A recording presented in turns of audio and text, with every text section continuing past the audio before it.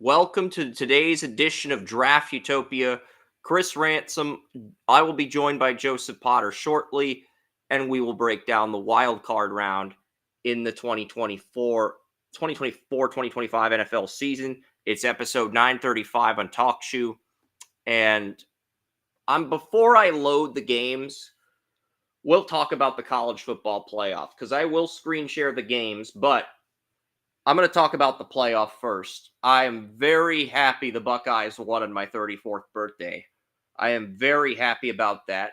Are going to play Notre Dame for the national title. That is going to be a lot of fun. Yeah, and we got this.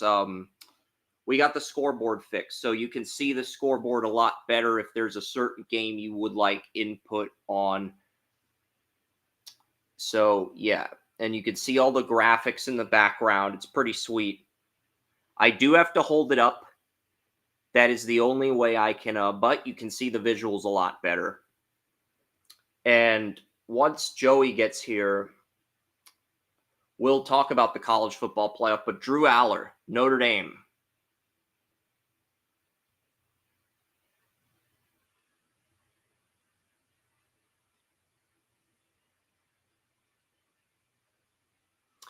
And Notre Dame, just Penn State, Notre Dame, both those semifinals were incredibly tight.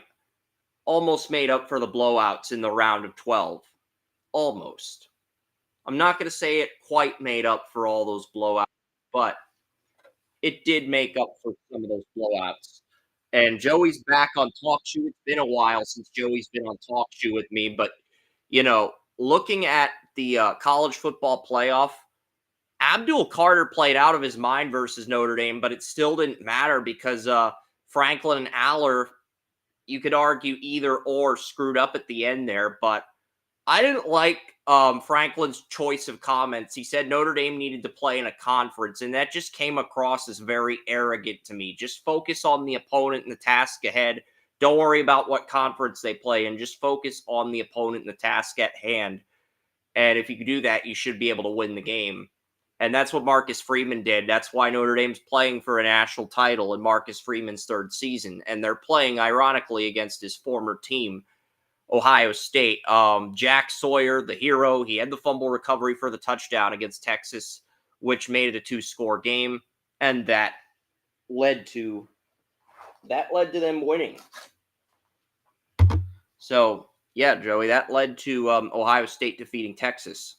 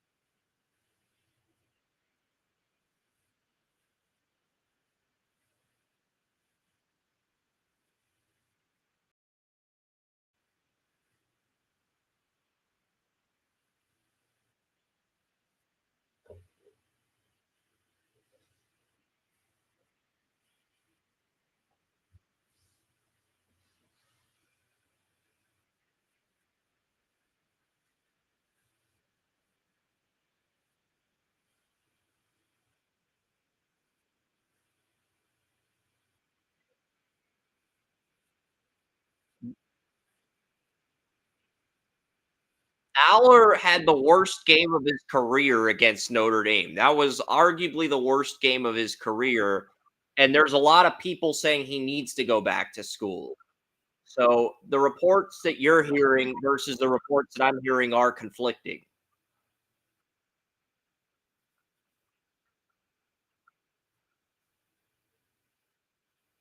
Okay, that makes a lot more sense. I thought you said Aller. My bad.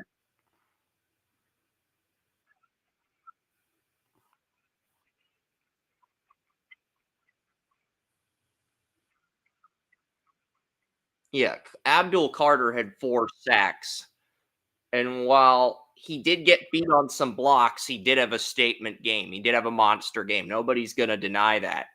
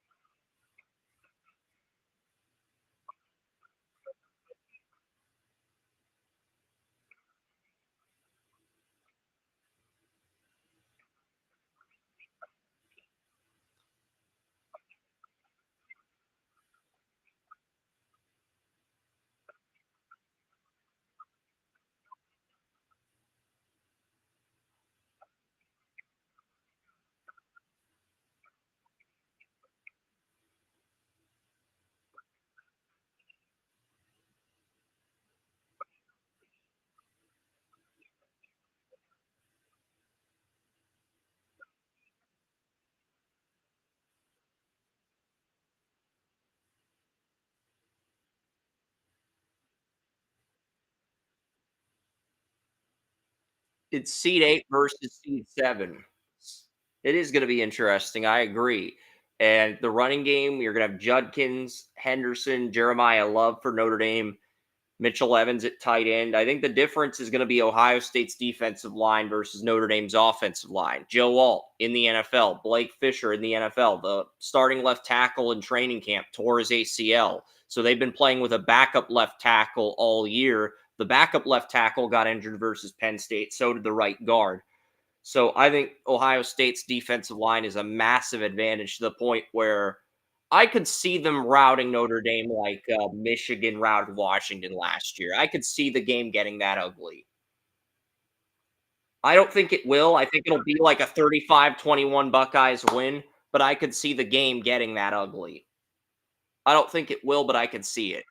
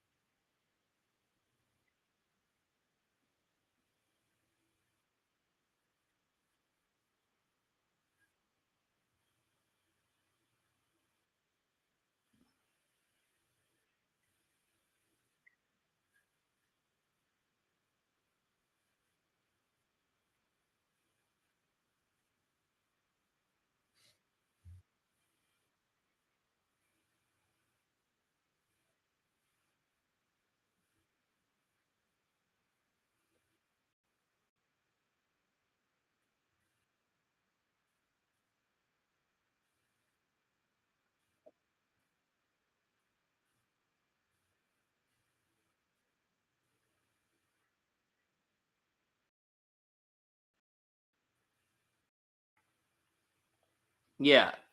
And you got 4 sacks against Notre Dame's right tackle, so it could be a long day for Notre Dame in the national championship. But it's going to be a very fun, very entertaining championship, regardless of what direction you're leaning here. Um, we'll get into the playoff games shortly here. I'll pull up the screen share, and then we'll get into the contracts after that if we've got time.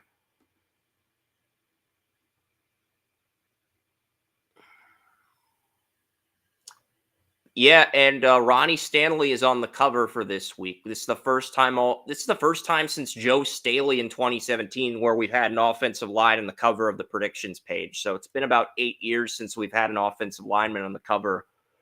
So that's we were going to put Zay Flowers on the cover this week, but he was out. He got injured.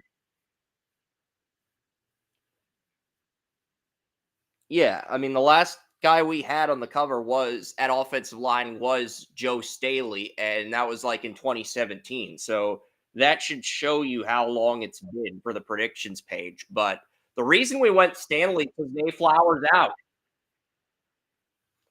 I think I uploaded that photo in 2015, but we had that photo for the predictions page last. We used it in 2017. But either way, only reason we went with Stanley because Zay Flowers is out. Zay Flowers got injured against the Browns last week.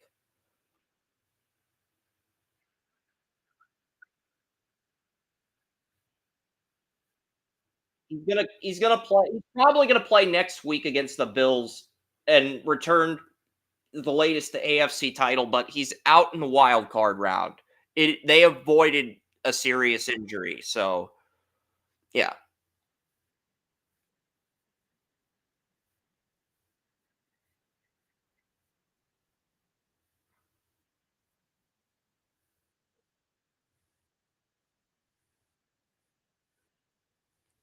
We'll get to that game in a second, but I want to get to the Chargers Texans game first because this game is going to be very appealing. Justin Herbert has his offensive line at full health. Um, Trey Pipkins is expected to come back for the Chargers this week, even though I think they are better off without Pipkins. Um,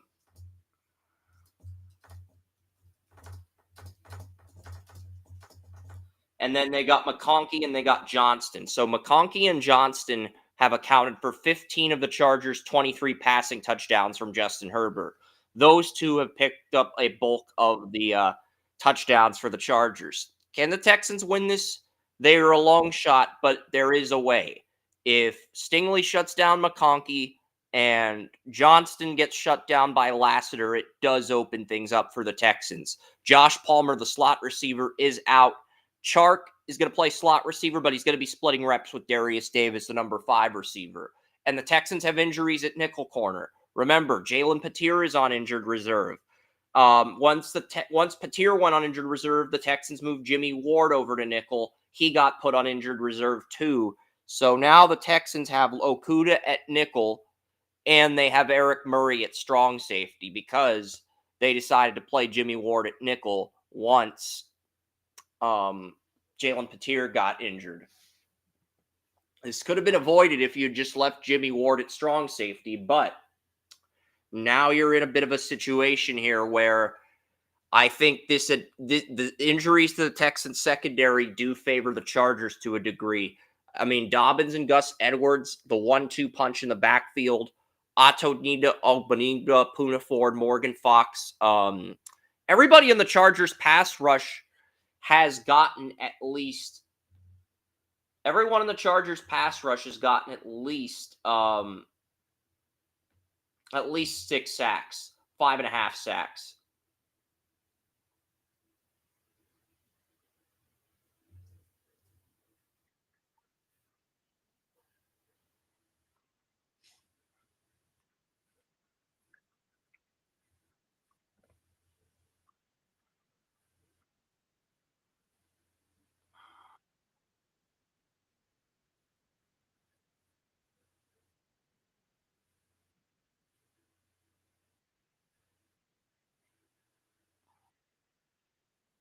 Yeah.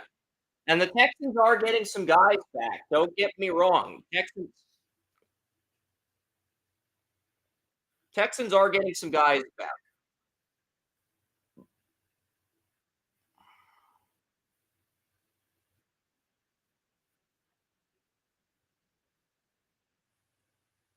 Yeah, the Texans are getting some guys back, but I don't think it'll matter. The Texans are getting some guys back at defensive tackle. They got Juice Scruggs back last week. They got Titus Howard back. They played Howard at left guard and they played Scruggs at right guard. But they still have Shaq Mason injured. They're shuffling the offensive line around. I don't know if even if the offensive line and defensive line shows up for Houston, I don't think it'll matter. Basically, the Texans only have one path to victory, Joey. Their sack artists have to be perfect. Their two sack artists, Jonathan Green and Will Anderson, and Tank Dell injured, they are very limited at wide receiver depth. That and the injuries in the secondary with the Texans are going to be the difference in this game. Even if Stingley and Lassiter ball out, there's going to be some mismatches against Jeffrey Okuda that Herbert's going to be able to exploit. There's going to be other mismatches in the secondary. And I think the Texans' only path at victory is those sack artists, Daniel Hunter and Will Anderson Jr. They got to win the one-on-ones against Rashawn Slater, Joe Alt, knock Herbert's ass to the ground, get him uncomfortable, and put Herbert in situations where he's throwing into coverage against Stingley and Lassiter. And Herbert just may try to pick apart the slot corner because Texans are really depleted at slot corner, losing Jimmy Ward, losing Jalen Petir. They may just try to pick apart the strong safety in the nickel corner and just keep it simple. Simplify the game plan as much as possible. That might be the plan for the basically the Texans defense has to be perfect and Stroud has to be perfect. That is the only way the Texans can steal this game because they are the far more depleted team.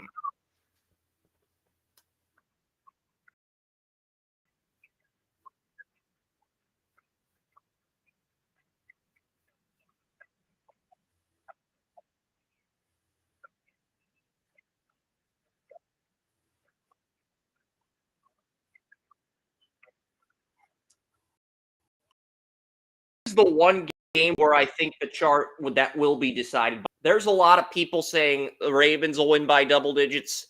I'm not as confident in that as the media is. I do think the Ravens are going to win, but I'm not confident they will win by double digits. Only 59% of the public's betting on the Chargers.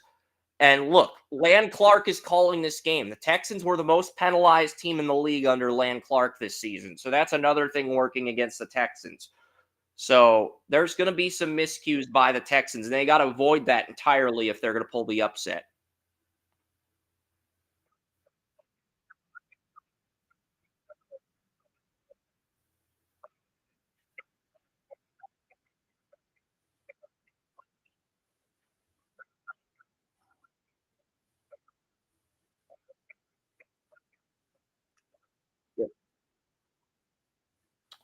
Yeah, I've got the Chargers winning 28-13, Joey. I think this is going to be the biggest blowout of the games, and everybody at Draft Utopia took the Chargers. The only person who took the Texans was Tony Mario, who does the power rankings for the site. He actually did pick the Texans when he sent me his picks on Wednesday night. Now, we don't post Tony's picks to the site. We probably should, but if William came to me and said, "Chris, you got to post my picks to the site if you want to continue working with me," we'd be in a situation where we'd have to expand from 7 to 9, and we'd probably add William and Tony in that scenario. But right now, we just have 7 after having 11 last year, and we're gonna have like a updated a yearly records thing. It was a thing Jason suggested earlier in the year, a yearly records thing next to everybody's pick 'em results, and you'll even see my face in the who everyone else picked column next season. So those are a few additions coming to the site in the future. But right now, everybody's taking the Chargers. It's the next game's the Steelers and the Ravens. It's in Baltimore. The Ravens don't have Zay Flowers. The Steelers are going to have Joey Porter Jr., Dante Jackson, Deshaun Elliott, Minka Fitzpatrick. This is going to be the healthiest the Steelers secondary has been since they hosted the Browns back in week 14, I believe, because they played the Eagles in week 15. So,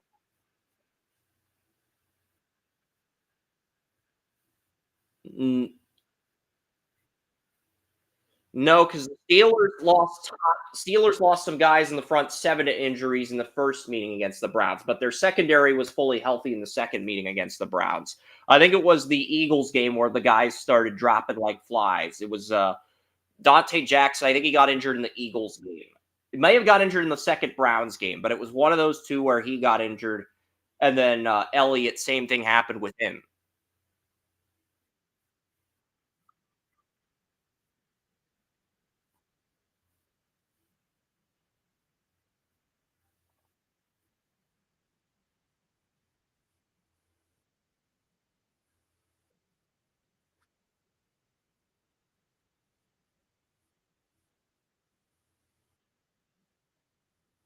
Yeah, because I think they got Highsmith back in week 14. Because that's the thing. So that's but they did not have, I think Highsmith got injured in the first game against the Browns and then he came back in week 14. It's really hard to keep track of all these details, but that's the thing with the Steelers. They do have their defense is the healthiest it's been, and they've been penalized fewer times um under the referee officiating this game than the Ravens have. The both teams are 2-0 under this referee though, but I don't think it's just going to come down to that. I think the Ravens have a lot of talent on the offensive side of the ball. I mean, Rosengarten's really improved since Rosengarten's really improved. Like, Hard Knocks exchange. Yes. Yep. Miles Garrett. Yep. The jersey because Rosengarten wanted Garrett's jersey.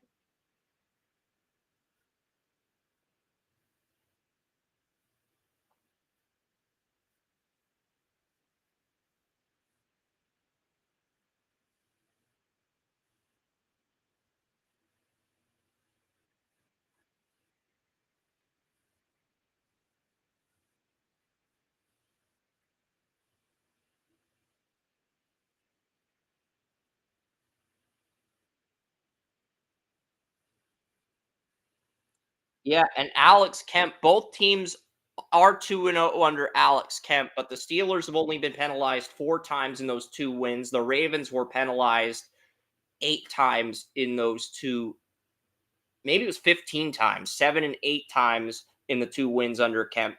And the Steelers only penalized once and 3 times under Kemp. So I do think the Steelers are going to commit fewer penalties in this game. I think the Ravens are going to win even without Zay Flowers, but this is the healthiest the Steelers secondary has been, and I basically said heading into the year, Mark Andrews might supplant Travis Kelce as the league's best tight end. That's happened. Matabike, um, Baltimore made an adjustment where they moved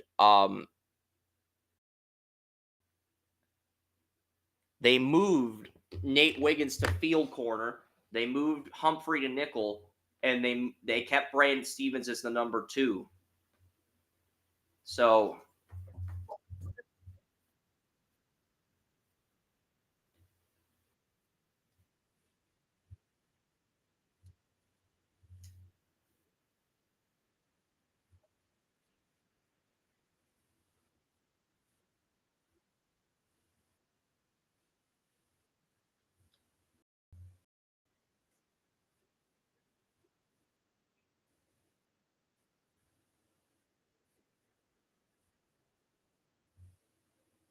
I agree.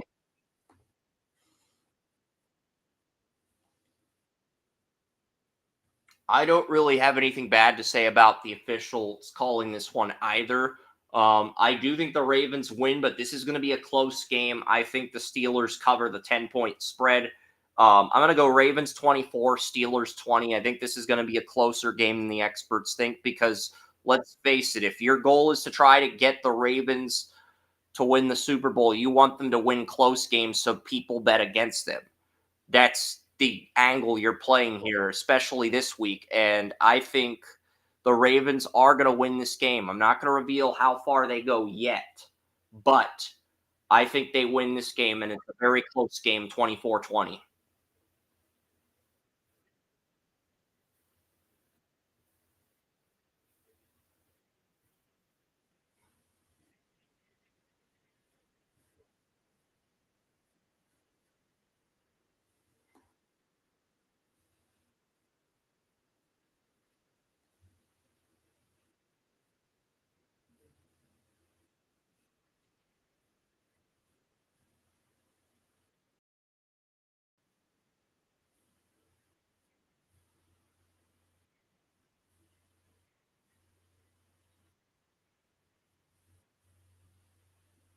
The problem is with Wilson, he hasn't. Jason thinks it's going to be a double digit win for the Ravens. I disagree, but here's the thing. The Ravens,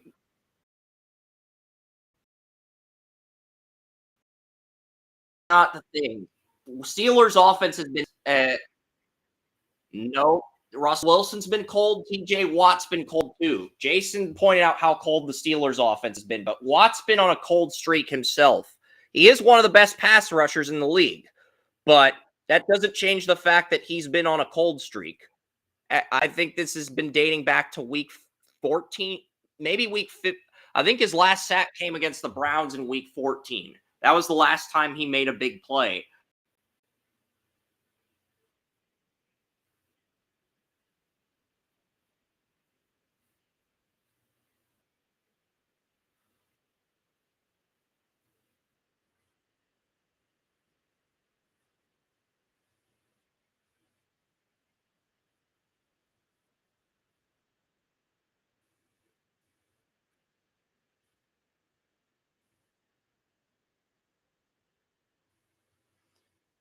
And Watt did have 2 sacks against the Eagles in week 15.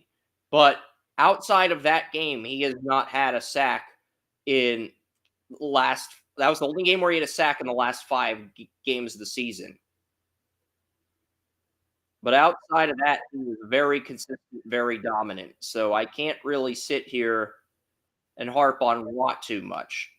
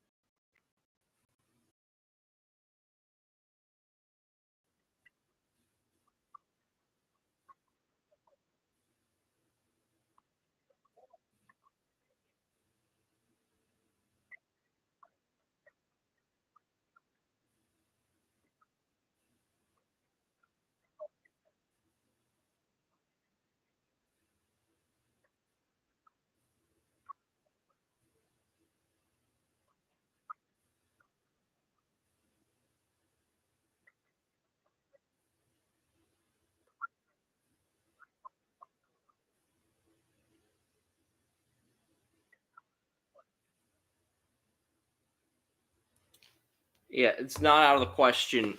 That's why I picked the Steelers to cover the spread. But everybody at Draft Utopia does have the Ravens winning this game.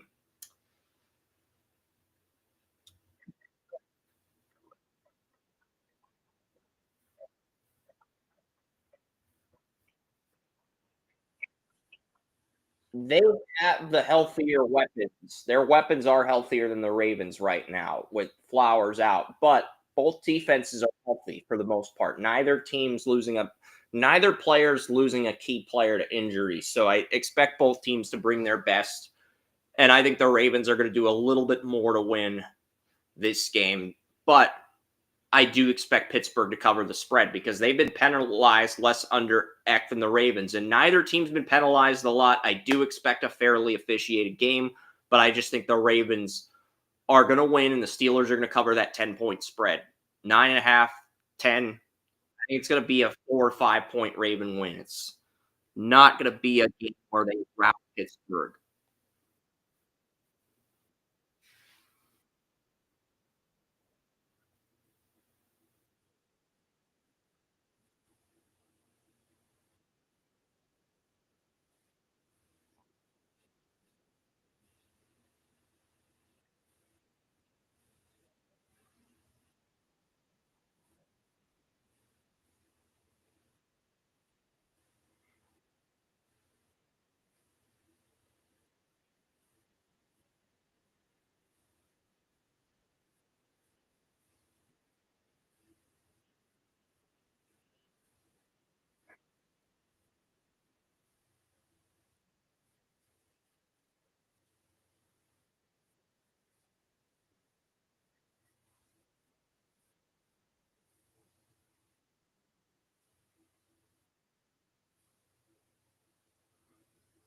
Yeah.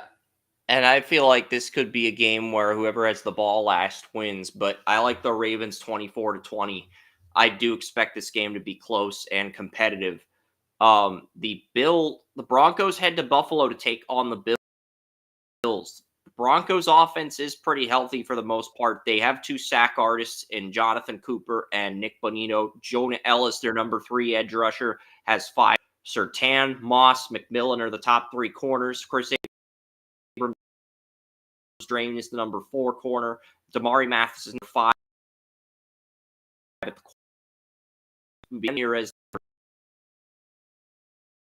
And then you got the Bills.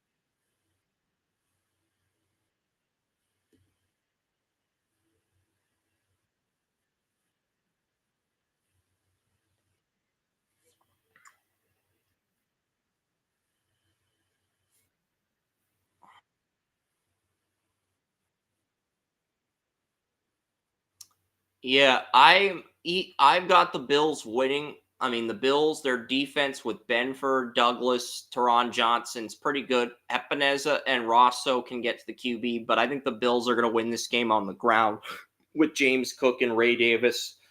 I think they're going to win this game on the ground because the Broncos, they lost Singleton. They lost some other inside linebackers to season-ending injuries. They did get Drew Sanders back, but without Singleton, I just can't see them beating the Bills. I think Buffalo's going to win this on the ground, even though Denver's pass defense is going to put up a formidable effort against Josh Allen. And I'm going 28-20. The Bills are favored by 8.5. I think the Broncos keep this within one score and cover the spread, but I like the Bills to win straight up. Um, and, this is the first meeting between Bill Vinovich and Sean Payton in the playoffs since the 2019 NFC title. So I feel like the Bills are going to get away with a shady no call that should have blatantly been called a penalty like the Nickel Roby Coleman play, or the Broncos are going to get called with something similar to that, and it's going to lead to Allen winning the game with the game tied in the fourth quarter. But the Bills are going to find a way to win regardless of the scenario. Even if Bo Nix is perfect, the Bills are going to get the call they need at the end to win the game. I hope I'm wrong on this, but that's what I think is going to happen. I think Bo Nix is actually going to bust his ass. He's going to play about as perfect as he can, but it's not going to matter because the Bills are going to have the ball last, and they're either going to get a call or Bo Nix is going to make a bad play on the final drive of the game, and Buffalo's going to get away with a no call, just like the Rams in the NFC title against the Saints.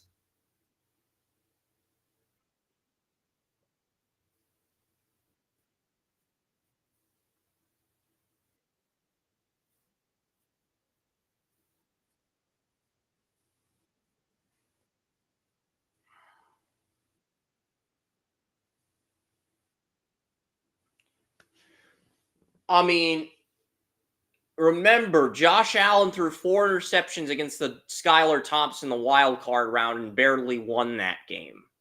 Are you saying if Nick Allen has that type of performance, Bo Nix and the Broncos win? Because I feel like even if Allen played that poorly, the Bills would still find a way to win at the end of the day because their running game and because of the weapons they have on their offense.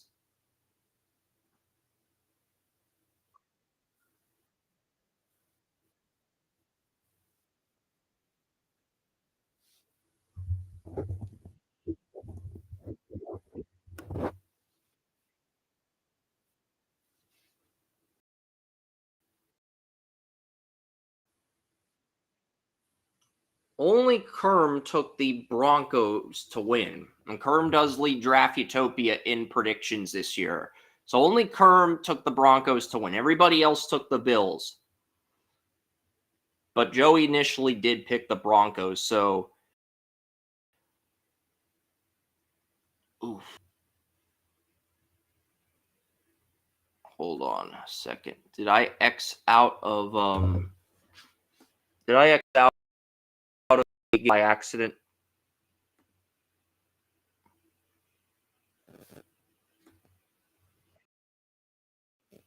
I think I did.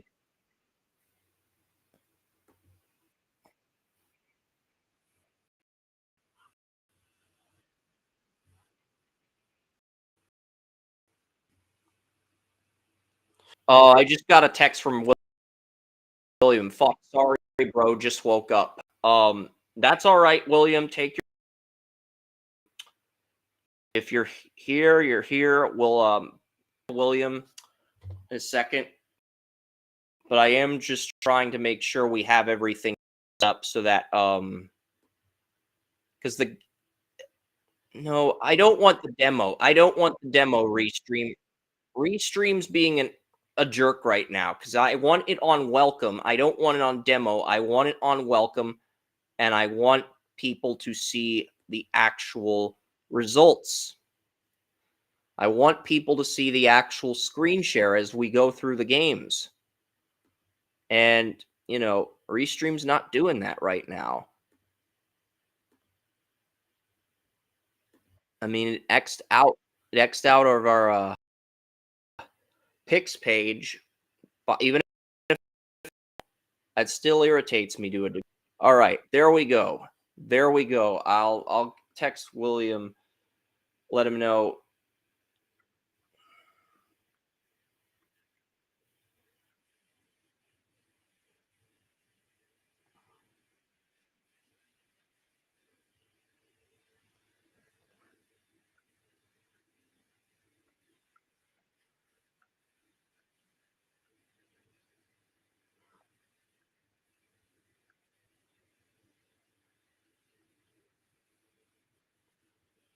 Yeah, and Packers play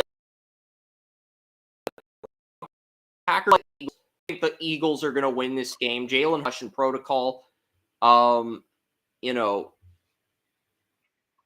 yeah, it was a full practice. He's going to play. Go Dallas Goedert returned from his injury. Barkley's going to play. I got the Eagles winning 24-19. Both these teams are 2-0 under Brad Allen, but the Eagles have only been penalized 3 times in those 2 games, where the Packers have been penalized 15 times. And this just feels like a game where Brad Allen is going to do everything in his power to bail out the Eagles and screw the Packers over. I jokingly said this game may cause Lisa to grow cornrows. I hope I'm wrong on that, but that is how bad of an official Brad Allen is. And yeah, he's calling.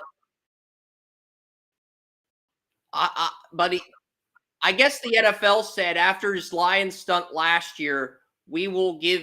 He learned his lesson. We will give him another playoff game, and that's what ended up happening. Brad Allen got the Lions. Brad Allen got Packers Eagles. That is what ended up happening. The NFL basically said Brad Allen learned his lesson. We both know he didn't, but that's what the league said.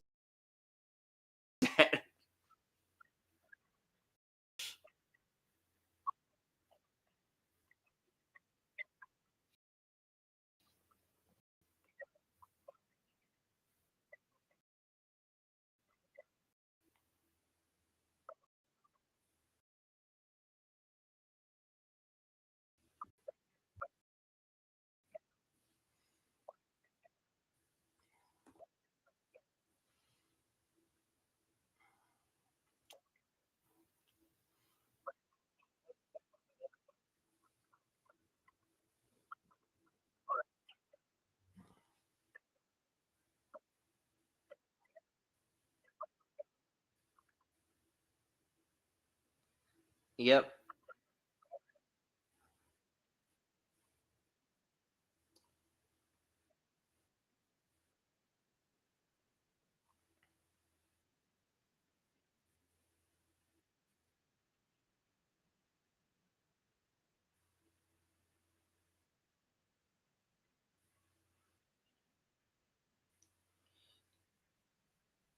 Yeah, and what this tells me is that Ron Corbett and Sean Hockley are probably going to get 2 of the 4 divisional round games because they were not signed any wild card games.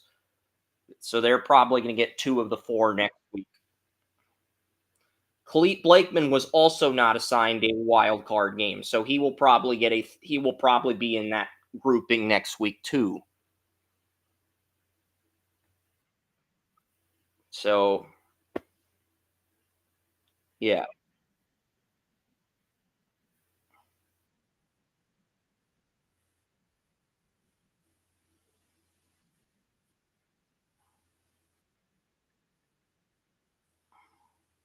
yeah,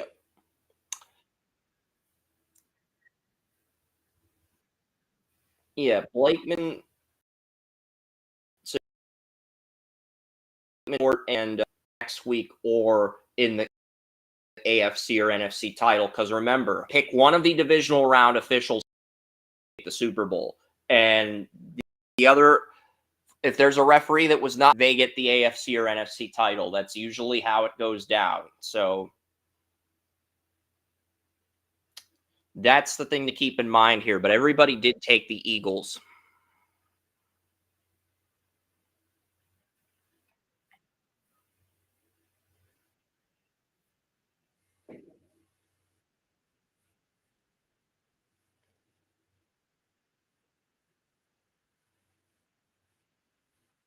They're the healthiest NFC team in the they're the healthiest NFC team right now. No Jair and Watson for Green Bay. That does not bode well for the Packers.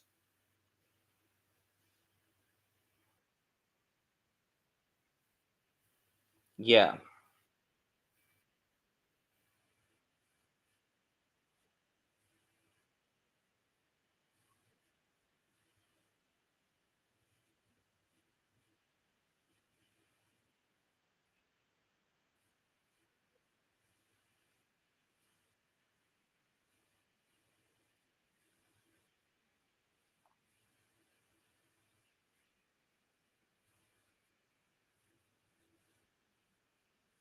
Yeah.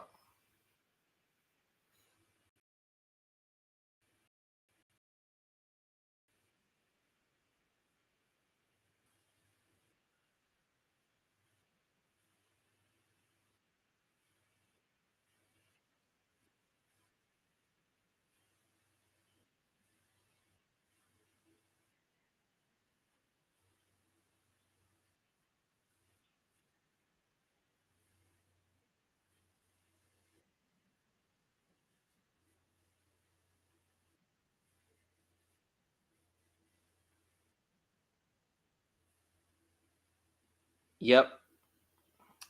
And the next game is the Commanders Buccaneers.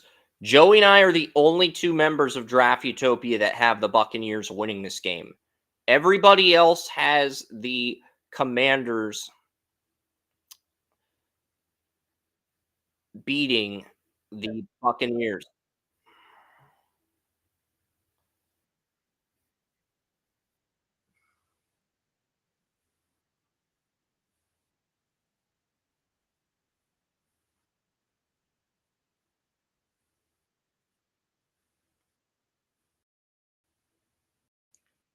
because you have Mike Evans.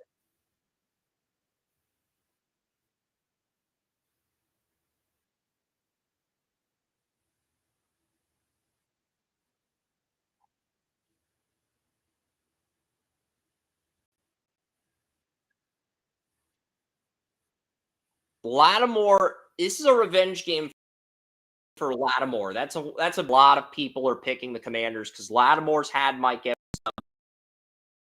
in the playoffs. And Mayfield, as good as he is, he did not win the lineup. Buccaneers fell to 4-6 without Evans, and then they won. They went on that winning streak and finished the year 10-7 once Evans returned to the lineup. So, you know, that's the thing you got to look at here with Lattimore facing Evans. But Craig Rolstad, the Commanders are 2-0 in games for Craig Rolstad with yes.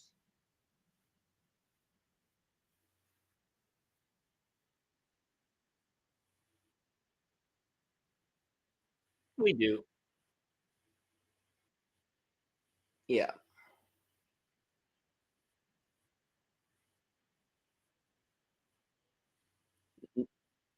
I've always said he's been phenomenal. If anything, I feel like Baker's a product of Mike Evans. Without Mike Evans, Baker would not be in the position he's in right now. That that's just my personal opinion. I don't think Baker, and I don't think he'd be in the top 5 in passing yards without Mike Evans. That's all I'm saying.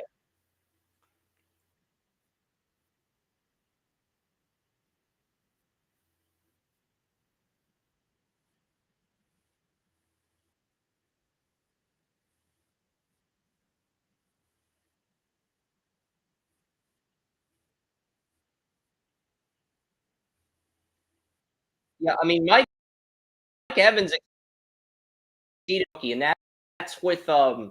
that's with Josh McCown and Mike James during his rookie year before they drafted. So what is that? He got 1,000 yards with McCown and Mike Glennon as his two quarterbacks. That should say a lot about Mike Evans. 11, 11. He's tied Jerry Rice for the most. He is tied Jerry Rice.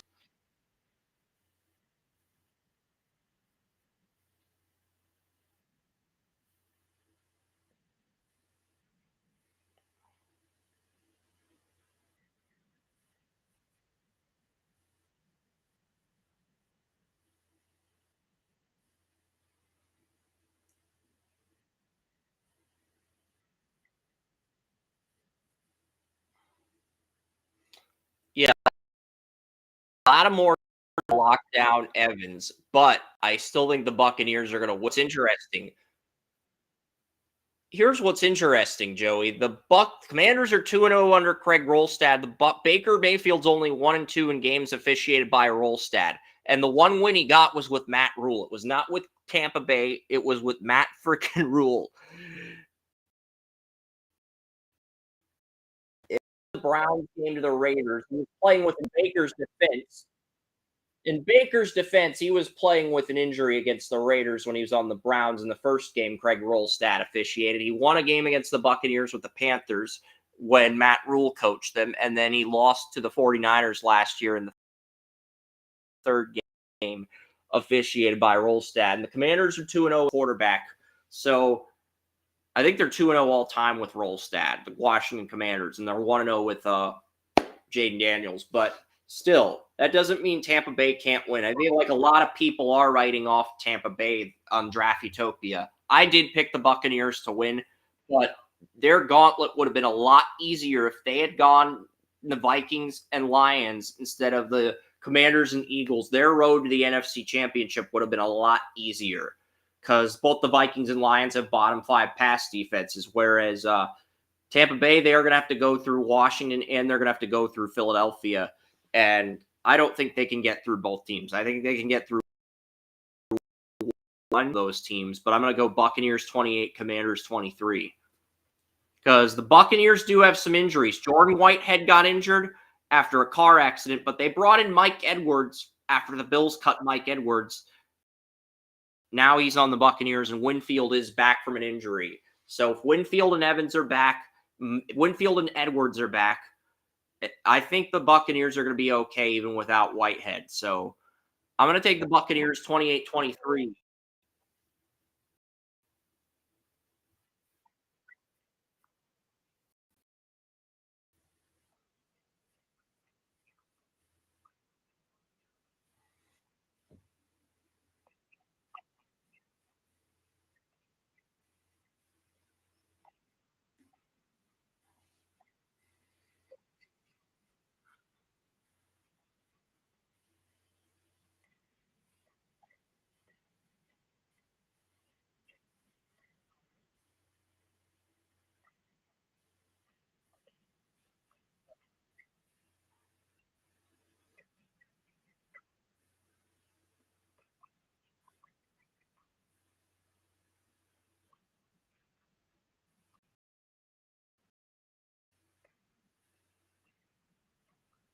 Yeah, and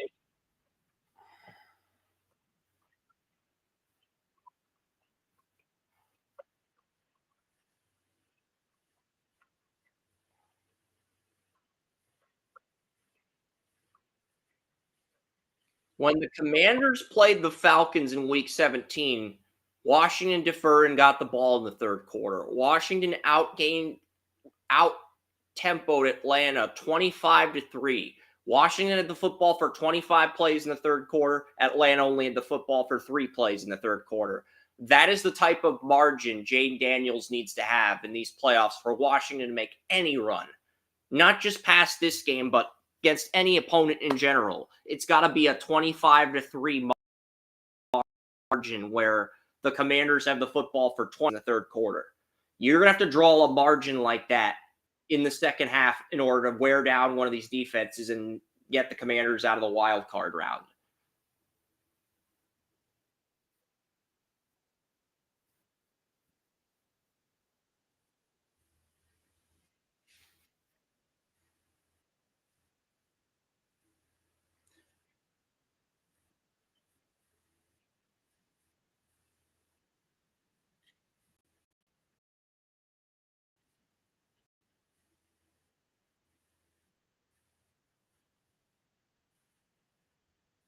Because here's the thing: if Washington gets the ball and defers the half, it's not 5-3 for time possession. 14-10. Commanders 14 plays in the third quarter. Buccaneers 10.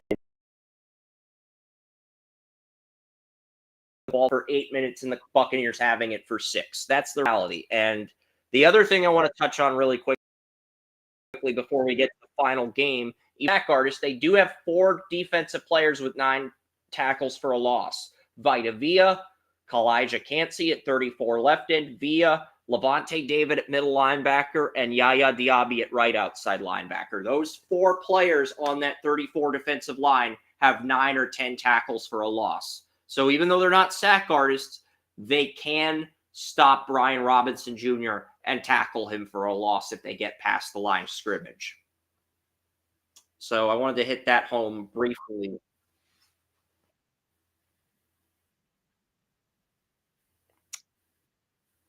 There's 4 players with 9 tackles for a loss. 2 on the defensive line are Kalijah Cansey and Vita Villa.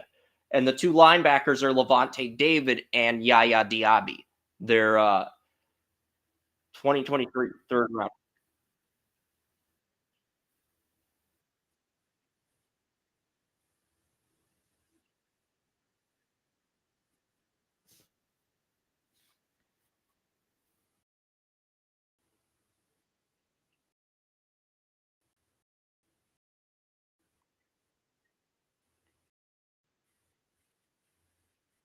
No. In fact, I think this game is down to Bobby Wagner and Levante David, the 2 linebackers from the 2020 draft. One of the Commanders, the others, those 2 are going to be the leading teams in this game. And whichever guy does a better job against the run, that's probably the team that's going to end up winning, Joey.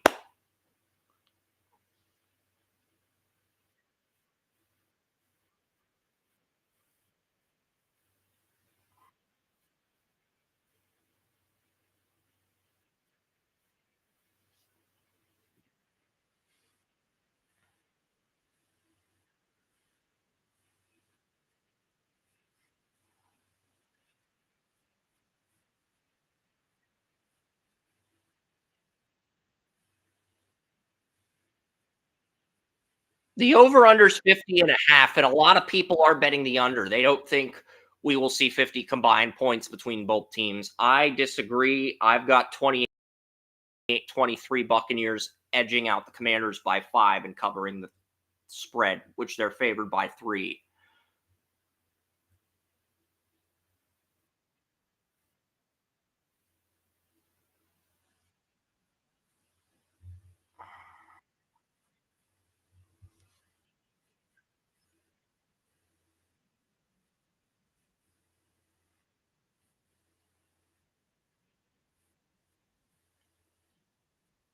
Why is the over-under only 50 and a half? That is way too low. And a lot of people are betting the under. It's like 55, 56% are betting the under, saying we'll only see 50 or 49 points instead of 50 and a half combined between both teams.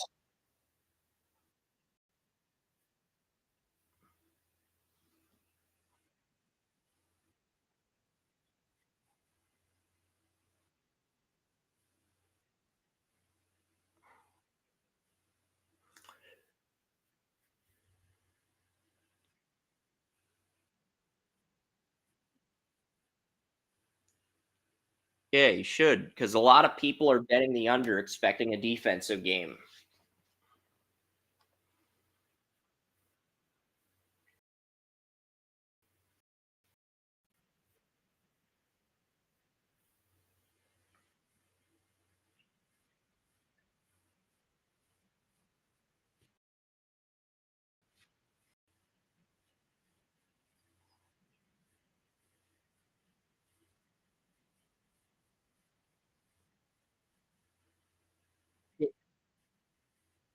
They've got Brian Robinson and Eckler healthy, which is going to matter. They didn't have both running backs healthy for most of the year. They have both running backs healthy,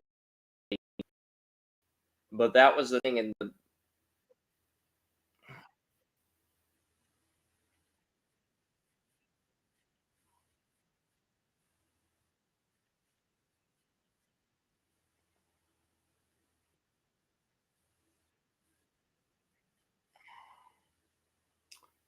Yep. Next game, final game, the only game Joey and I disagreed on of the six in the wild card round was Vikings Rams. I have got the Rams winning. Joey's got the Vikings winning. And the Vikings did lose to the Rams back in week 8 when the Rams had some guys coming back from injuries. It was a Thursday night game. I have got the Rams winning by a point, 24-23. But outside of Kerm and myself, everyone else is taking the Vikings. In week 8, I was the only one who took the Rams. Everyone else took the Vikings back in week 8. So, and that was the game where Darisaw went down with an injury too. So they've done well with Cam Robinson, though.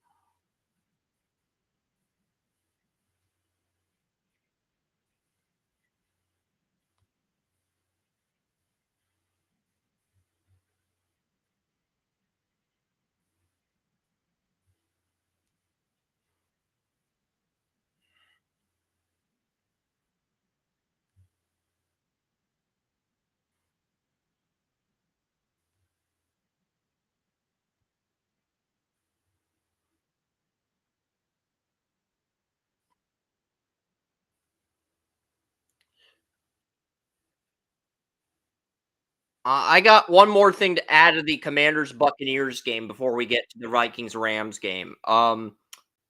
Mike Evans Day is now an official holiday in the state of Florida, thanks to Florida Governor Ron DeSantis, who has declared January 10th, 2025 as Mike Evans Day throughout the state. So yesterday was Mike Evans Day. My birthday is now turned into a holiday, Mike Evans Day, in the state of Florida. Neither did I. I found out on Twitter just a few minutes ago, but it was news yesterday. So Mike Evans Day is now a national holiday, thanks to Ron DeSantis.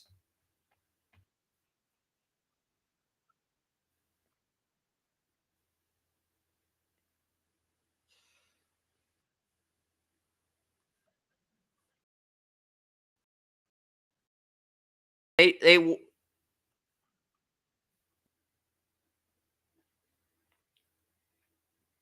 They declared it a holiday yesterday, but I guess nobody really talked about it. Nobody in the media really talked about it. So we're gonna have to make a mental note that now Mike Evans birthday. It's no longer my birthday. It technically still is, but it's also now Mike Evans Day in the state of Florida. All right, we'll get back to the Vikings Rams now.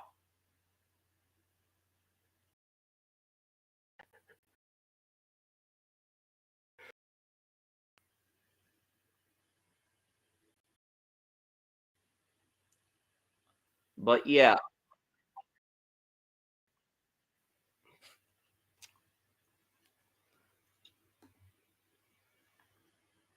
um, I've got the Rams winning by a point. We've gone over all the wild card games. Are we at the point in the show winners and our conference title games and our Super Bowls? Are we at that point? All right. Okay, so I'll stop screen sharing for now because you've already seen our picks.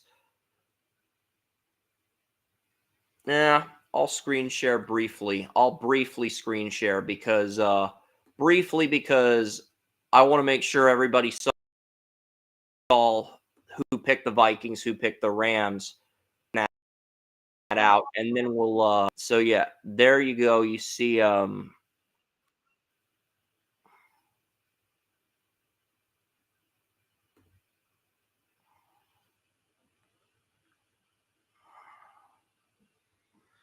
so you can see everybody.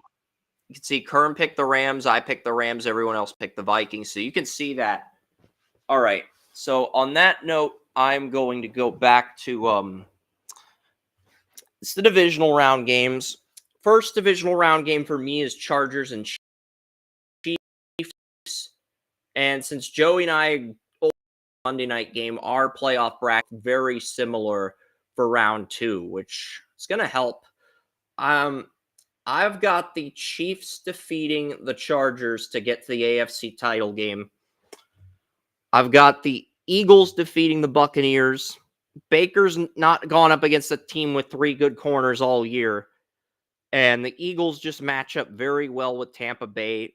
Barkley with Hurts, they can run the ball. I know they did beat Tampa Bay back in week 4, but that was Cooper DeJean didn't start until week 6 this year. That's the other thing a lot of people aren't taking into account. And Tampa Bay had a healthy Chris Godwin and a healthy Mike Evans in that week 4 win over the Eagles.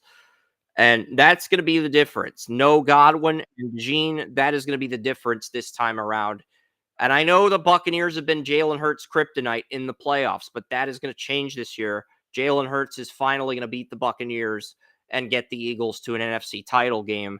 And then Ravens Bills is probably the toughest game to pick because I think if Lamar wins this game, he's got a shot to take down Mahomes. If Allen wins this game, we're going to see Mahomes beat Allen once again in the AFC title game. But I'm going to take Lamar to beat Allen 28-27 high scoring game. And then I've got the Lions beating the Rams in the divisional round. So basically all high seeds winning except for the Ravens. The Ravens are my only lower seed that I have winning at this point. And that's my divisional round, Joey. What do you have for the divisional round games?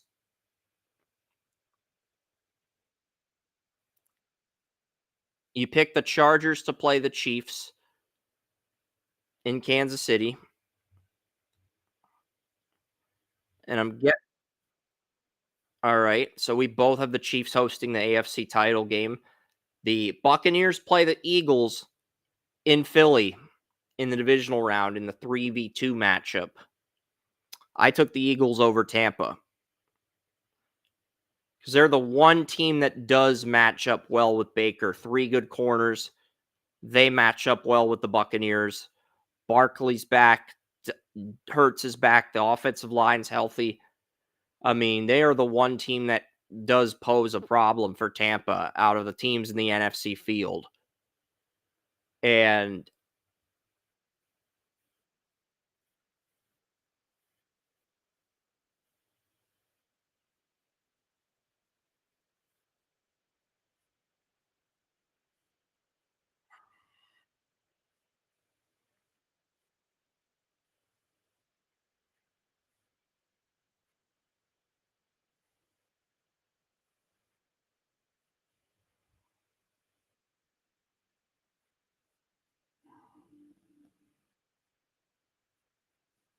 Yeah, but when Hurts had Devonta Smith, AJ Brown, and Dallas Goedert before a few of those guys missed time with injuries, he looked unbeatable early in the season when he had all of those guys. And now he has all those guys at full health. And I think that's going to be the difference.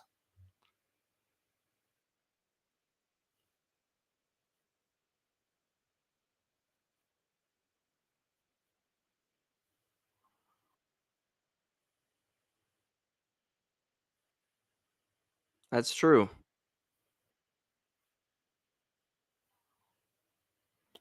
Ravens Bills in Buffalo.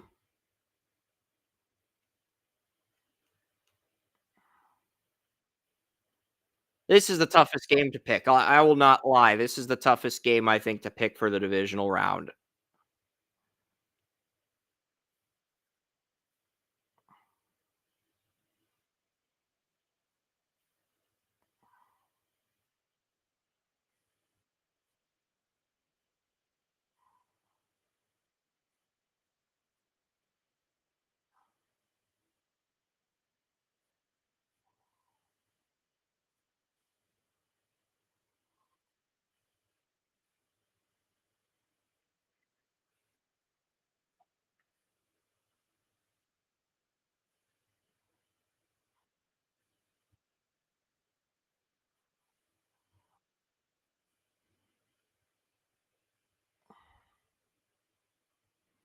Sounds like you're taking the Ravens and Chiefs in the AFC title as well.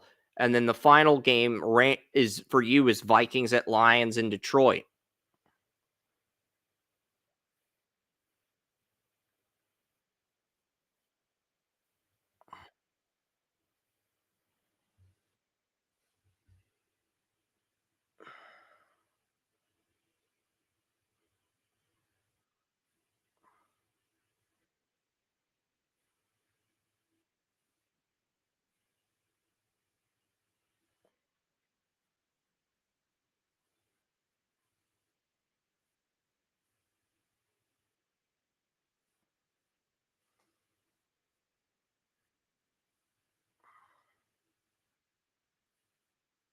They are getting Montgomery back for the divisional round.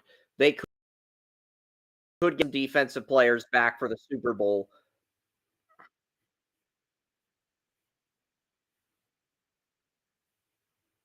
Ali McNeil's out for the year at defensive tackle. Hutchinson could be back for the Super Bowl, but right now it's going to be an uphill battle for the Lions. I think they'll get in, but I think they'll lose the AFC champion. But we'll I'll let you finish breaking this down.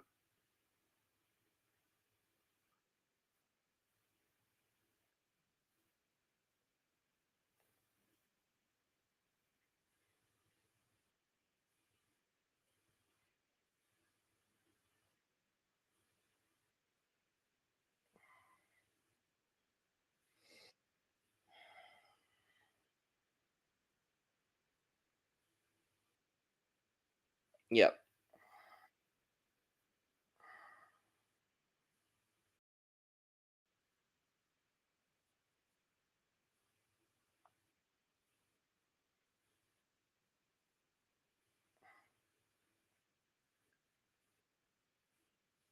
Yep.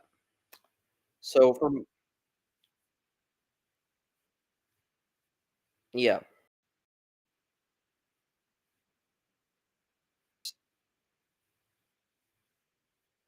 yeah. The NFC title game for me is the Eagles and Lions. I think the Lions win this. I think the Lions are your NFC champion, but I think whoever comes out of the AFC between the two teams Joey and I have in the title game, the Ravens Chiefs, whoever wins that is beating the Lions in the Super Bowl. That is and I am the only I'm gonna take the Ravens just for the hell of it. But Bandel's got Lions over Ravens, Oren's got Lions over Bills right now.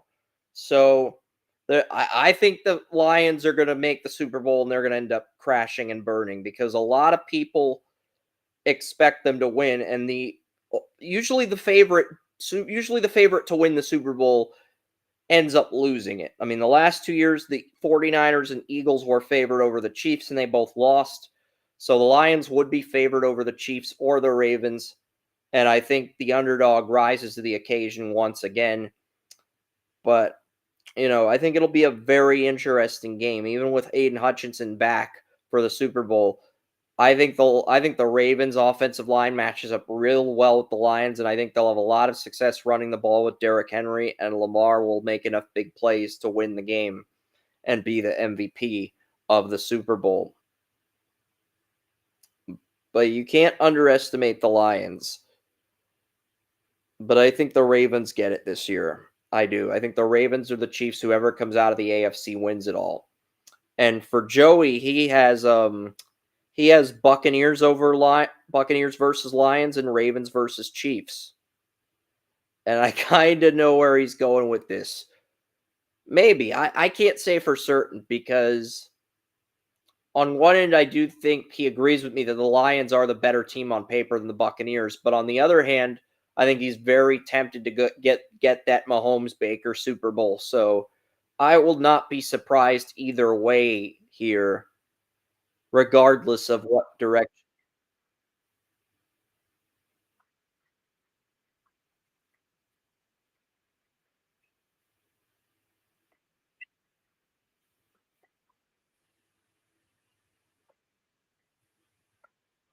Yep.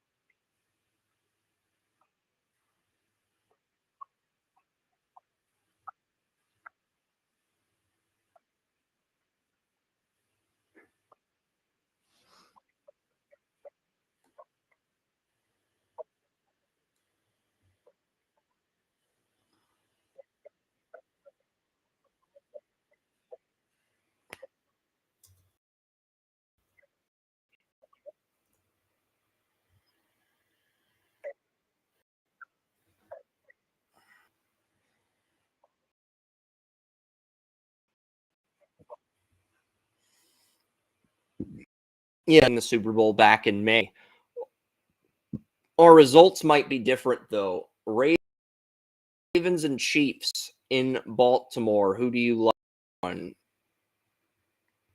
It's in Kansas City. Ravens and Chiefs in Kansas City. Sorry about that. I know I said in Baltimore. I meant to say in Kansas City. The Chiefs are the 1 seed.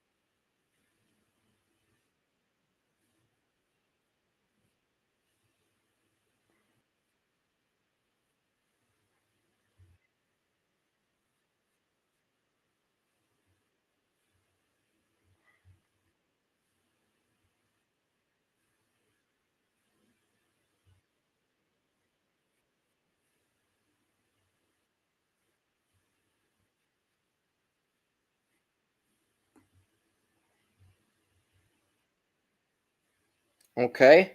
And that leads to the Super Bowl Lions at Chiefs. Chiefs at Lions in New Orleans. That is going to be a very entertaining Super Bowl. Um, who do you like in this one? Because this is a tough game to pick. Because historical data says the Chiefs would win over the Lions, even though the Lions did beat the Chiefs last year. This is a different Lions team with the injuries, and this is a different Chiefs team. Well, maybe not entirely different, but they did move Thuney to left tackle in the regular season. He did do well there. I mean, the trio of Thuney, Creed Humphrey, and Trey Smith's been phenomenal on the interior all season.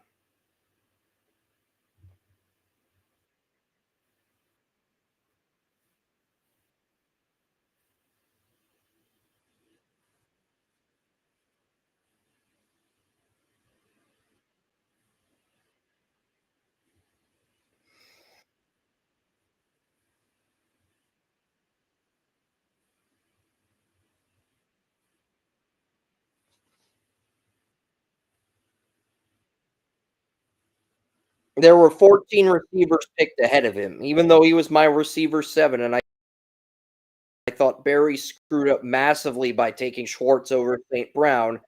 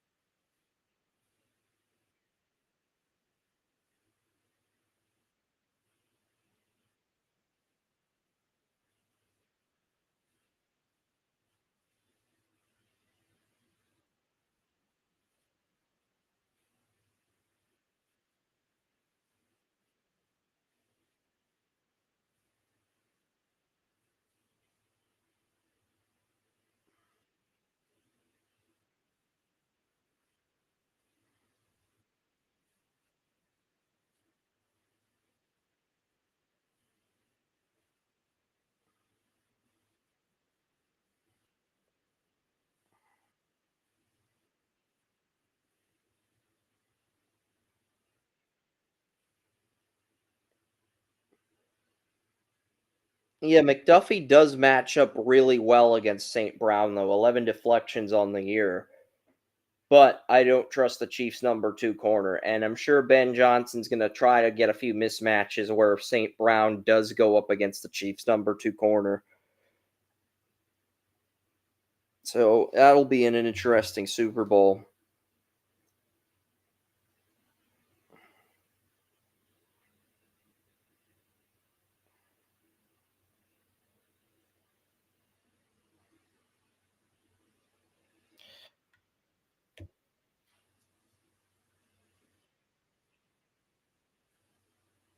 You can't hire a coach until after they get eliminated from the playoffs, Joey. That's the new rule this year. You can't hire a head coach until y-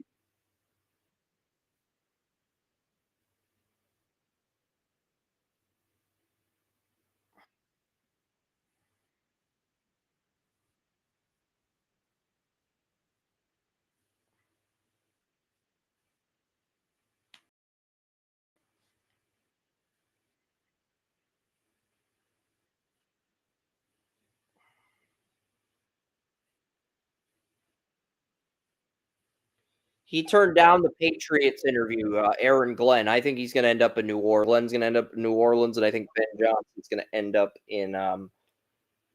end up somewhere, whether it's Jacksonville or New England. So I think both Lions coordinators are going to be head coaches elsewhere.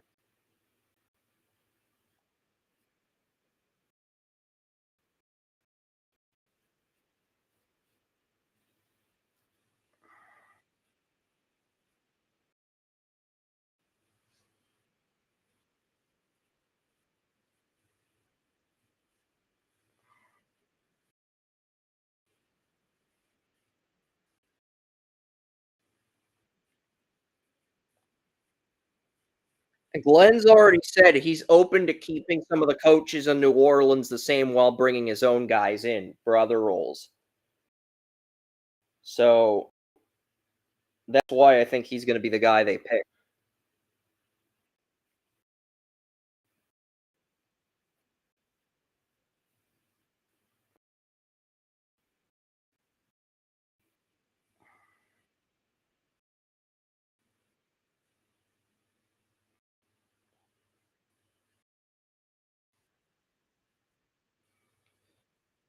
Glenn's already said he's open to keeping certain coaches on the staff and bringing in his own guys. So I think what will happen is Aaron Glenn will be the head coach and Kubiak would remain OC in that scenario. So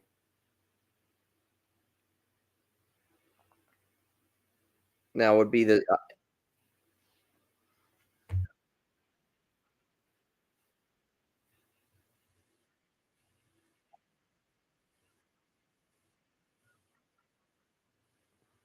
yeah.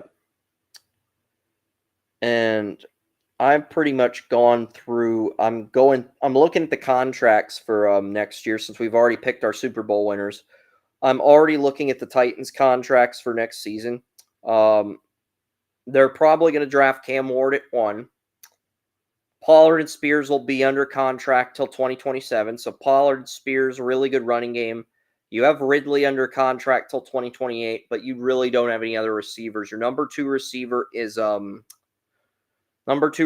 Tyler Boyd, and your number 3 receiver, Nick Highkenny Westbrook, is right now Burks would be the Traylon Burks, who was got demoted to number 4 receiver, would be the number 2 receiver in Tennessee next year. So that tells me if you draft Cam Ward at 1, you are going to have to draft a receiver in the second round if you're the Titans. You're to draft because it sounds like Ty open to returning to Cincinnati on a team-friendly deal. And if that's the case, you're going to have to get a number 2 receiver next to Ridley in the draft, probably with that second-round pick. You got Chigo Okonkwo on a rookie deal for 1 more year, Josh Weil on a rookie deal for 2 more years, Latham, Skoronski, Cushenberry are going to be on rookie deals. You're going to need a right guard, and you're also going to need you got Jalen Duncan as your swing tackle.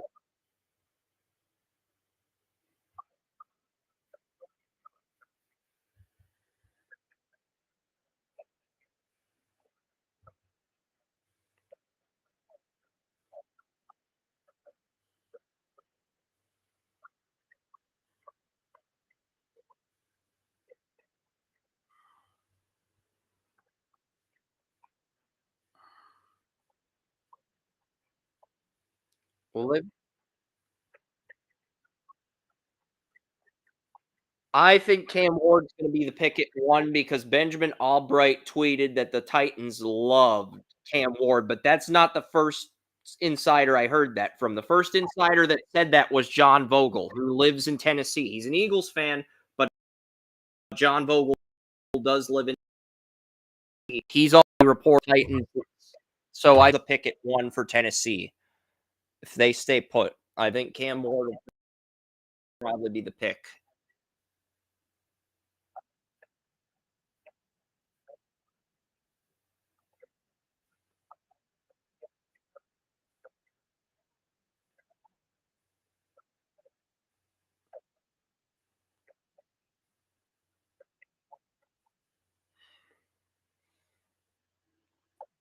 And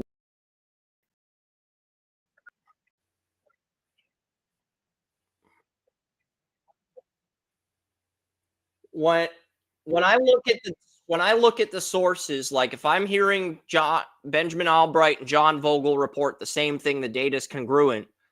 9 times out of 10, when the data is congruent, it usually means that's the number 1 pick. But still, Charlie Campbell's got Shadur on the Titans in his mock, so I think that's just speculation on his part. I don't think we're going to get any leaks until we get closer to the draft. But a lot of the early speculation is that Cam Ward will be the number 1 pick.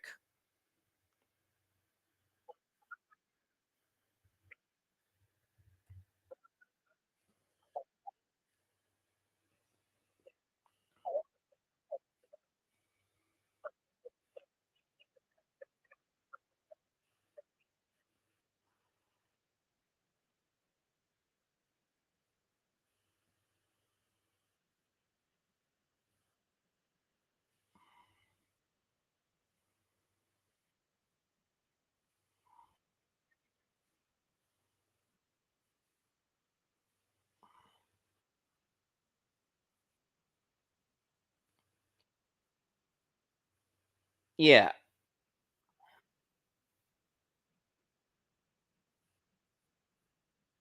See, right? Even though sources are saying that the Titans are leaning towards Cam Ward, it's not final yet. And even though Charlie Campbell's mocked Shadur to the Titans at 1 in his mock, he's not at the point in the process where he's saying sources have told Walter Football the Titans like this player, this player. He's not at that point in the process with his draft evaluations. He'll get there. He's Charlie Campbell. He's had the most accurate mock draft multiple years now. So he'll get there. Just be patient. He'll get there. But yeah, the Titans, they've got Simmons and Sweat on the defensive line, Landry, Kenneth Murray, Arden Key, Cedric Gray, all under contract. They're going to be happy with their linebacker play. Awuzie, Sneed, McCreary, Jarvis Brownlee are back at corner. Amani Hooker's back at strong safety. They are going to need a free safety, but looking at the Titans, free safety at 34 left end and a right guard, a wide receiver, and a quarterback is really all the Titans need as far as draft needs go. They need 5 starters at those positions. I think they can get a 34 left end later in the draft, but they may end up getting that in free agency or getting a few of these other positions in free agency because the Titans do have a lot of cap space.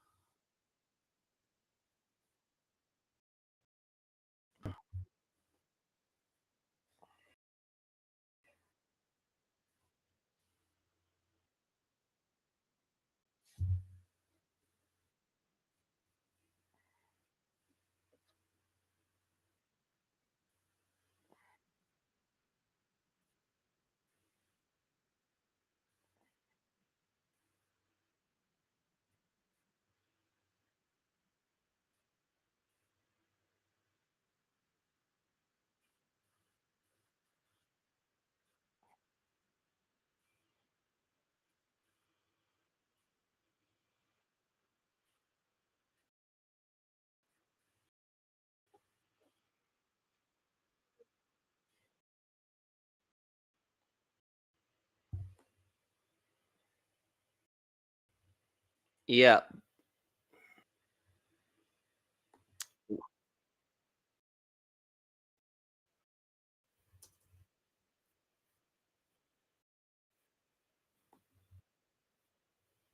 If you're over the cap, you should be penalized for it. But the Saints are at negative 51 million. The Titans are at 49 million. They were at 60 million on Spot Track, but they're at 61 million. They're at 49 million over the cap, but 49.8 million. So I don't think the Titans are in any danger right now. They have a good amount of cap space, and I believe they will draft Cam Ward at 1.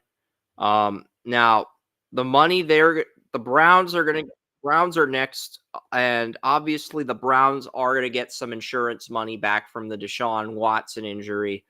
We'll get to that in a second. They're gonna get about 40 million in bonuses back. So even though the Browns are 21 million over the cap, because of the bonus money they're getting from Watson, that puts them at 19 million or 23 million, maybe in around that ballpark. They're gonna get.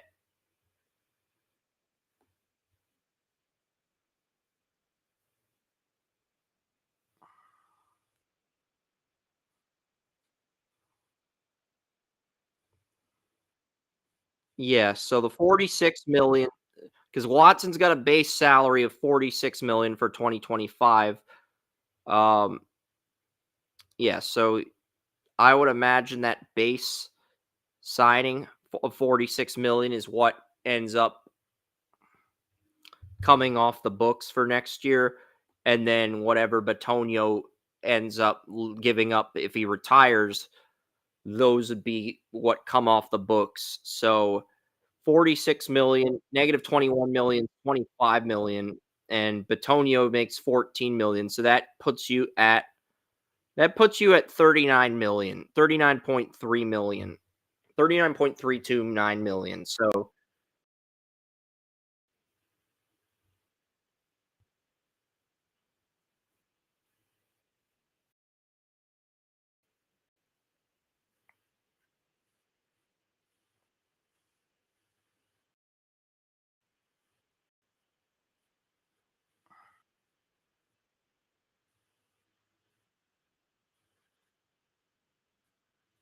yeah.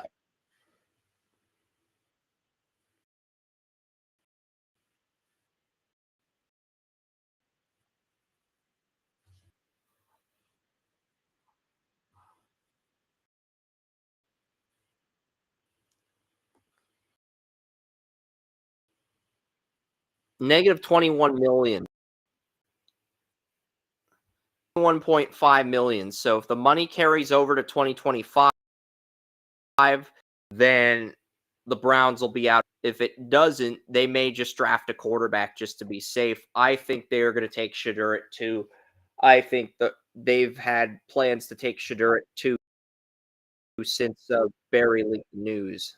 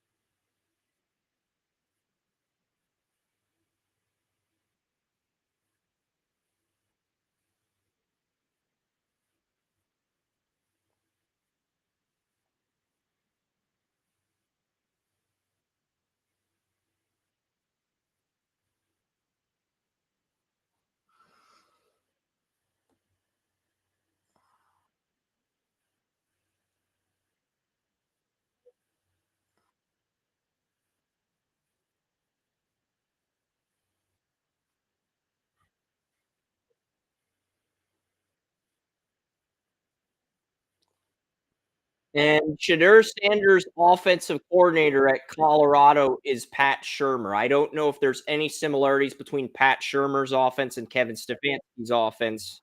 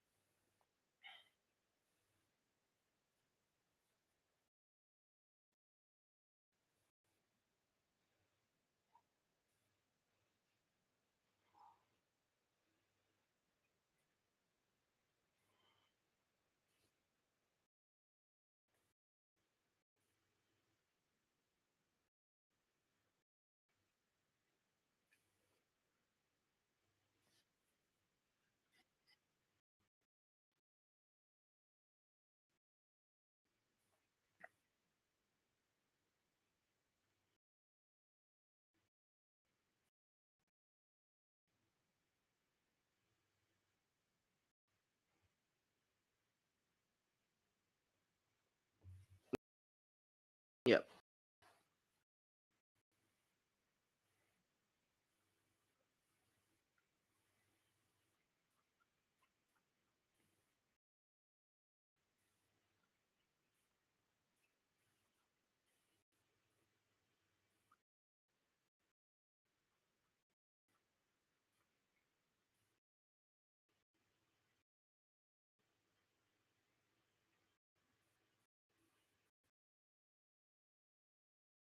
Don't know if they're going to cap space to get a veteran. Cap space, I do agree with you, but I thought tackle in free agency.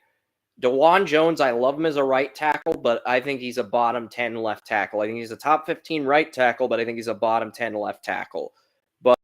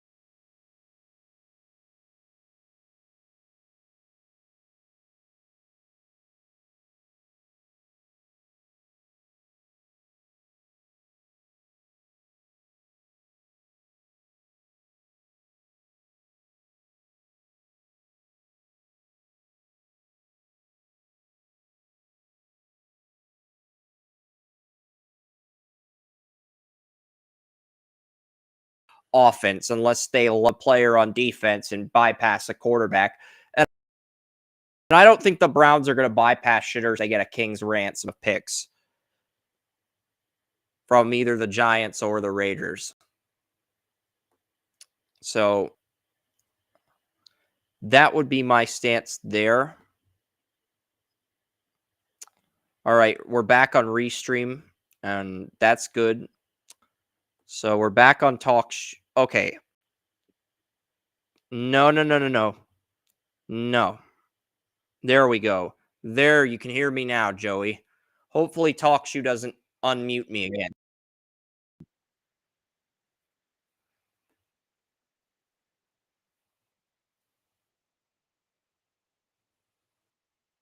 No, no, that's not the case at all. I just didn't realize my mic was turned off.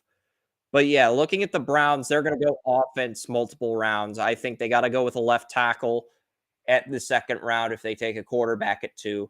And I think it's going to be a multi-year rebuild. I think the Browns can be a play. Can't.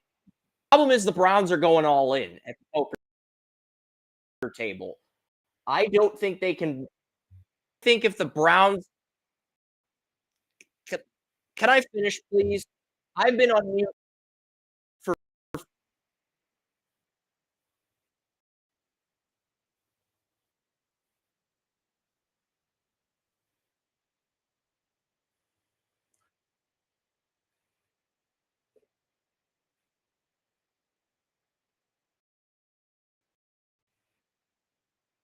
I agree.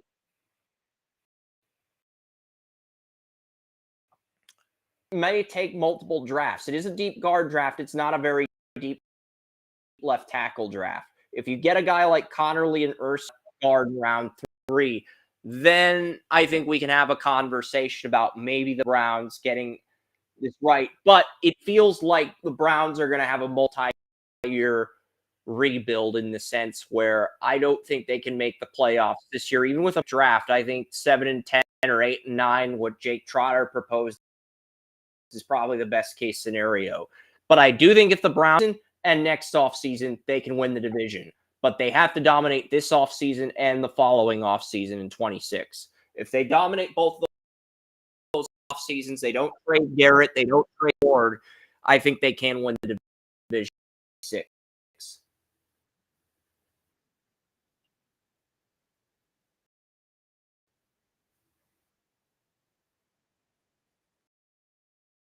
I don't think DeJuan Jones is the left tackle, Joey. Top 15 right tackle and bottom 10 left tackle, and that's my stance. So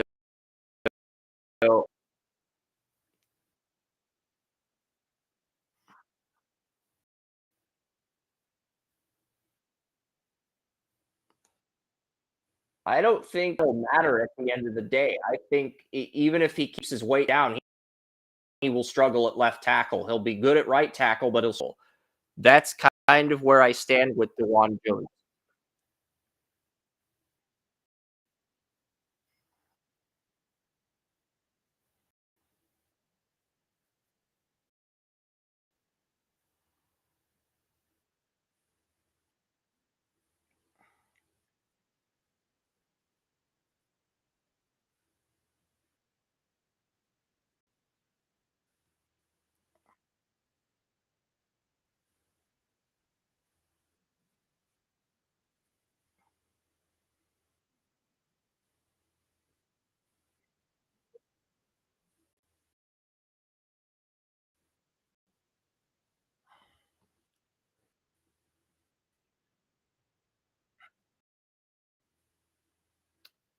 The problem is the Bengals both have sack artists in Highsmith and Hendricks well with DeJuan Jones. I still the Ravens once a year at home in First Energy, even with Jones at left tackle. You might be able to beat the Steelers at home with Jones, but I don't think you can go 3-3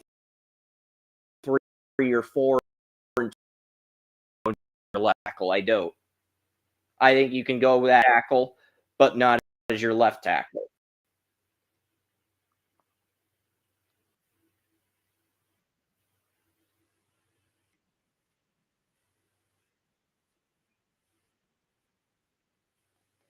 but that's as a right tackle only. That potential only applies at right tackle.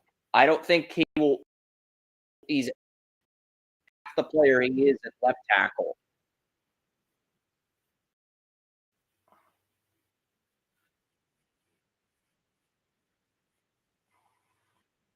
Yeah. I see a top 15 right tackle and a bottom 10 left tackle. So we might agree to disagree on Jones.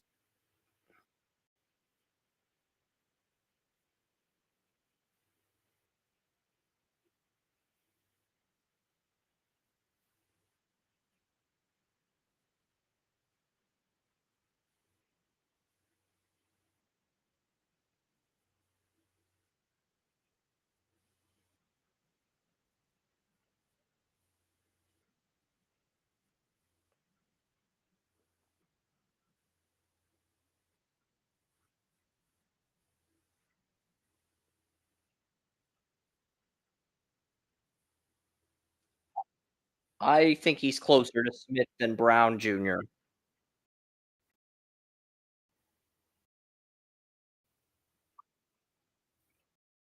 Ye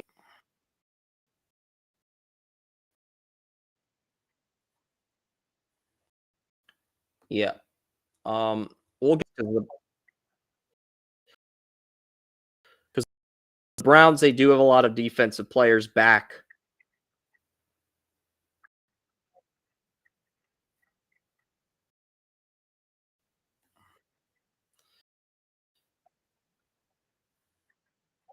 and they're gonna have Andrew Thomas back at left tackle next year.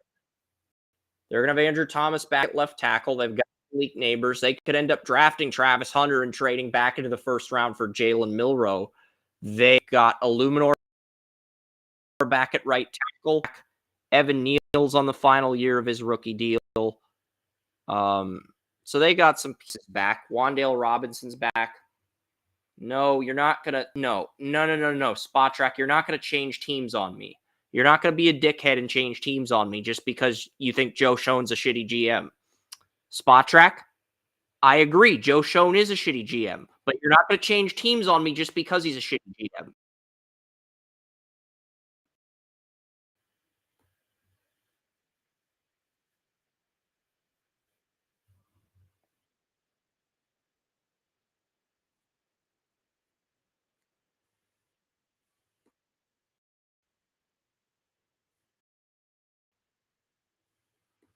Yeah, scroll down. It's pissing me off. This is not letting me scroll down and view all the team contracts. It's showing the team list. It's not showing the contracts, it's showing the team list. And I don't want to see the teams. I want to see the contracts for the teams. Thank you. Thank you, Spot Track. Not so difficult. But they're not going to have a quarterback on bring back Drew Lock on a team friendly deal and they draft a quarterback later in the draft. And Tommy DeVito's not under contract. Neither is Drew Lock. All their QBs are UFAs.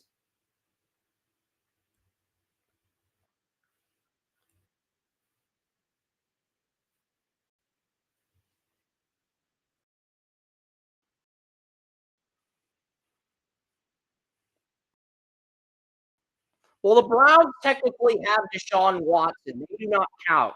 The Titans, the Browns have Deshaun Watson, even though they're not playing. He still counts as part of the salary cap. He doesn't count as part of the active roster, but he counts as part of the salary cap. So I'm not counting unless they cut him. He's technically He's technically not playing, but he's technically part of the salary cap. Whether you like it or not, that's the reality.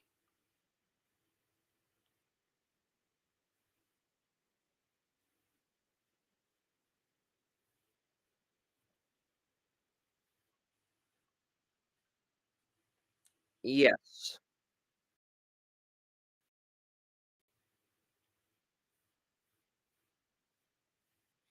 And Dorian Thompson Robinson hasn't cut by the Browns yet. He's still on his rookie deal. So that's another thing you're discounting.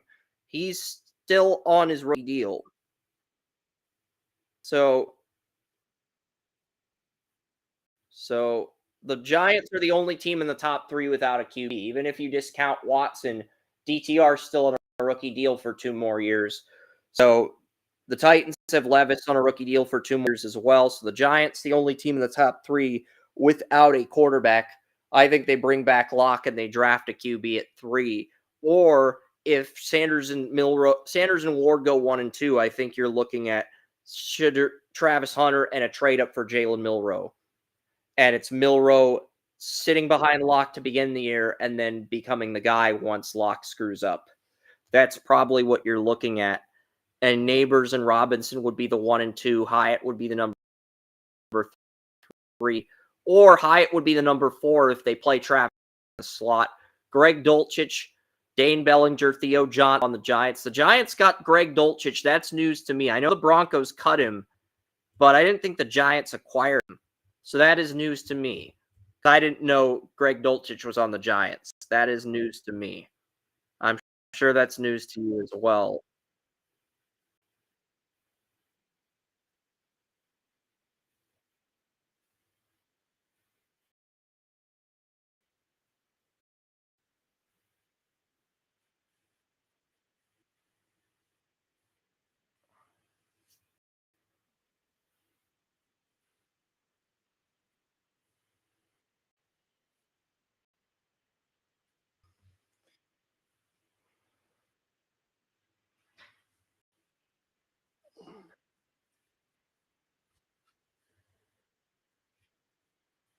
I agree.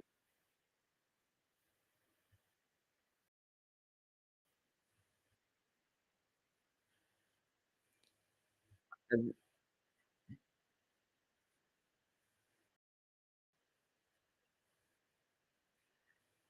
the Giants are going to have a big decision to make on Kayvon Thibodeau because Kayvon Thibodeau was very good his first 2 years. Thibodeau was very good his first 2 years, but he struggled in 2024.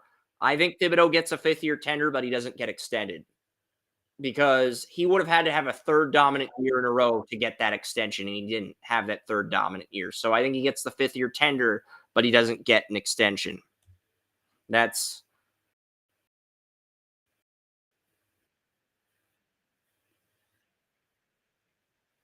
I have him going 3rd right now. I think Travis Hunter goes 3rd.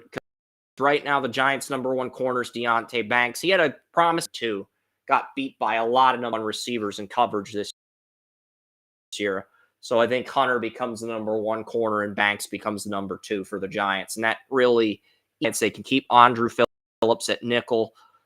They had Dory Jackson as their number 2 this year, but Banks would become the number 2 and Hunter would be number 1 at corner for the Giants. It's not that Banks can't. I think Hunter would beat him out for the number 1 corner job.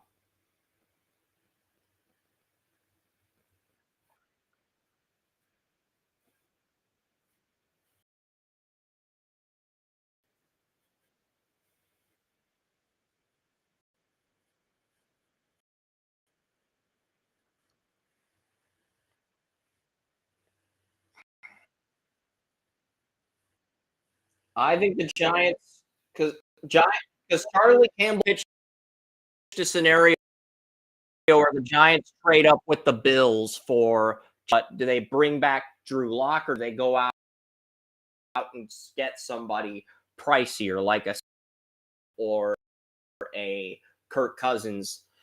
Because I think they're and turn things over to him day one, even though they probably get a free agent with the cap space they have.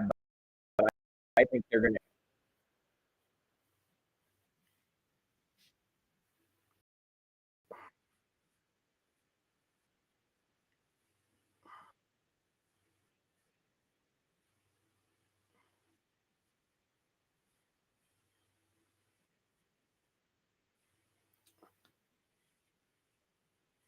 I think Cousins will end up with the Giants if he doesn't end up with the Browns, but we'll see. We'll see what happens with the Giants.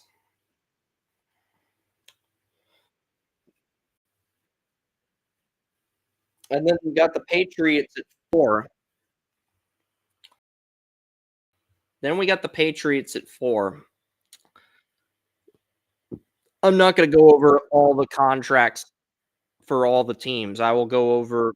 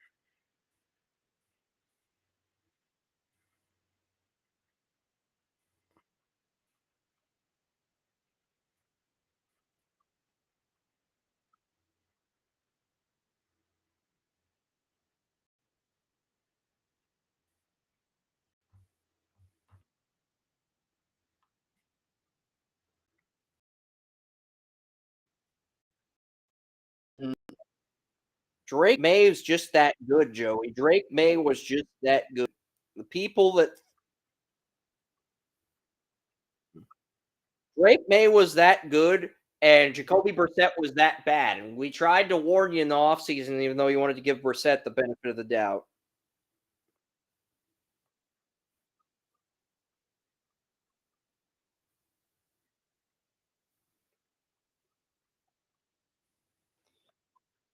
They're probably going to replace Van Pelt with McDaniels. If Mike Vrabel's the head coach, McDaniels will probably be the OC. So they're probably just going to.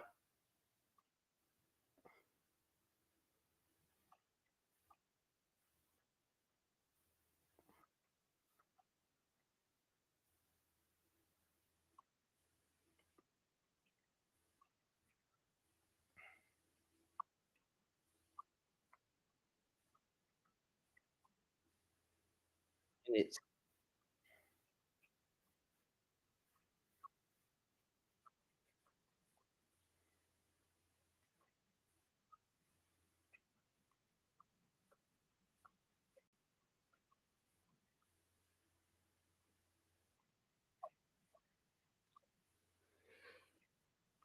It sounds like McDaniels will come back to New England if Vrabel's the head coach.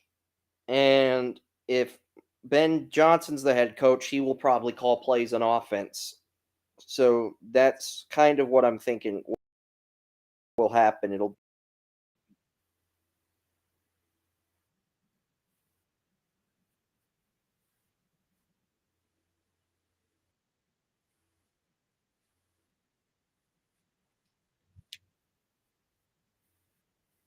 yeah, because Ben Johnson's not going to take a Ben Johnson's not going to take an OC job. He wants head coach duties.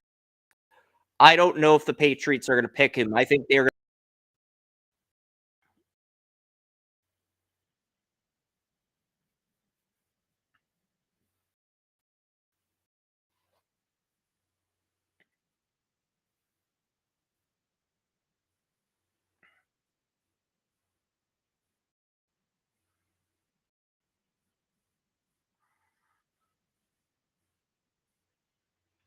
I agree.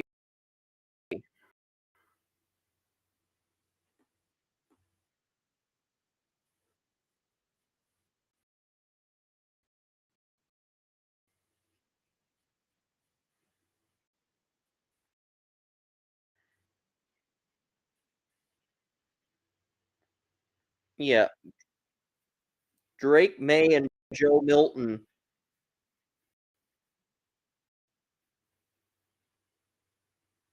Drake May, Joe Third are going to be QBs.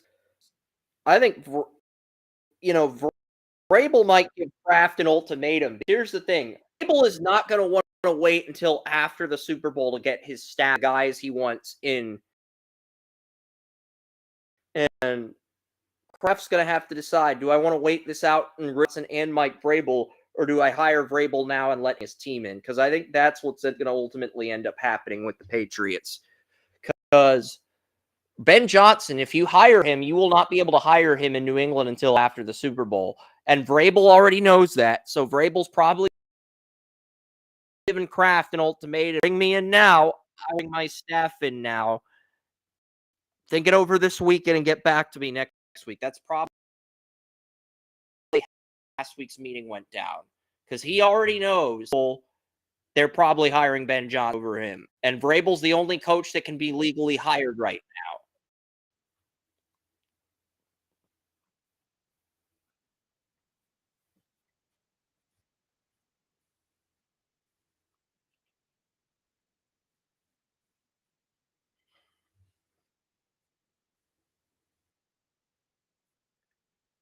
There are Patriot fans calling for Elliott Wolf's job after 1 year.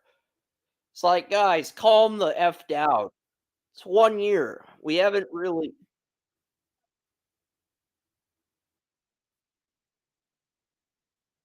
He had Drake May. That was the only pick he hit on. He only hit on Drake May. And Milton looks like a good backup, but the rest of the draft was very underwhelming.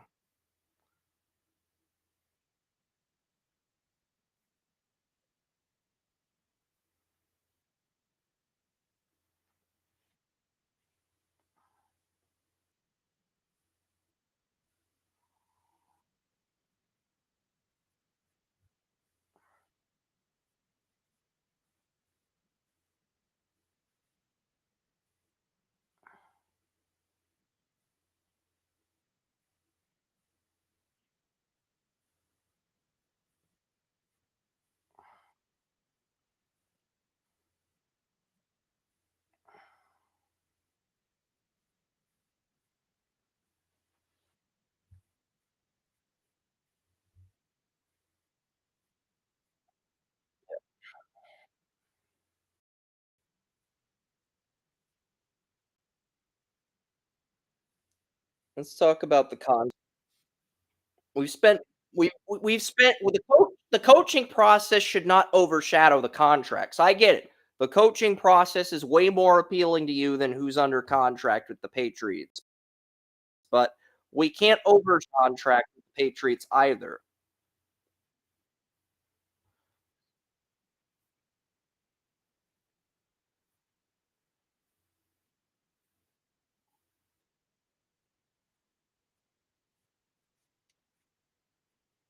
Stevenson and Gibson under contract for 2 more years. Bourne, Polk, Baker, Kayshawn Booty, and Demario Douglas all under contract at receiver until 2027. Bourne, Douglas, and Booty are free agents in 2027, but the rest of the receivers all under contract. Hunter Henry's under contract till 2027. So is Jaheim Bell. A third tight end is needed. On when who's a good right tackle, you have David Andrews coming back from a season-ending injury at center in a final year of his contract. Cole Strange back at left guard. Sidey So, Layden Robinson, both on rookie deals. Verdarian Lowe is back in 2025. He's got 1 more year left on his deal. So the Patriots, if they're happy with how Verdarian Lowe played down the stretch and they want to roll with him at left tackle, they can. I wouldn't. I would make an upgrade over Verdarian Lowe personally, but if the Patriots are happy with how Lowe performed, roll with him for another year. And that's the big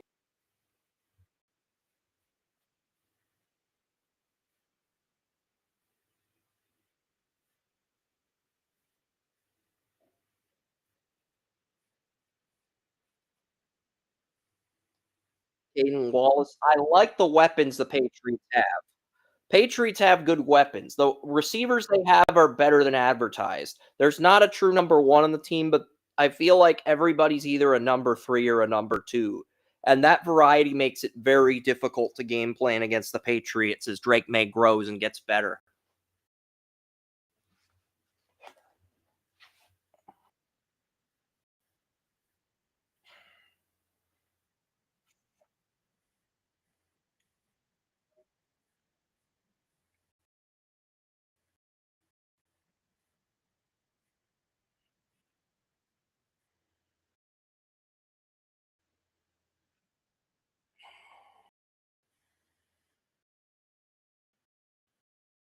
He was. Mayo called the team too soft. Belichick disagreed and said that's Patriots are not too soft. So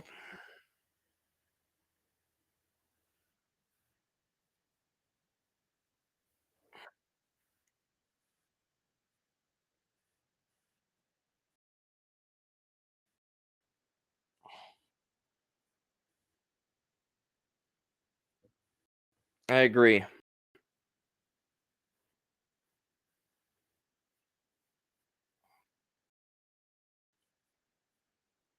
Yeah.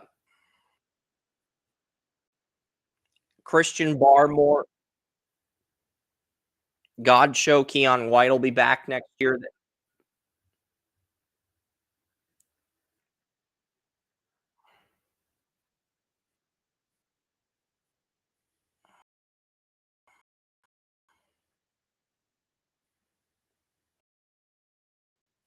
Yeah, Barmore, Godshow, Keon White, all under contract on the defensive line for the next 2 years. Anthony Jennings is going to be back at 34, right outside linebacker. Byer going to be back at 34, middle linebacker. Right now, Curtis Jacobs and Taki are the 34 left outside linebackers and other edge rushers in the draft next to Jennings. I like Taki and Jacobs as depth players, but I don't think either guy is a long-term answer at 34 left outside linebacker next to Jennings.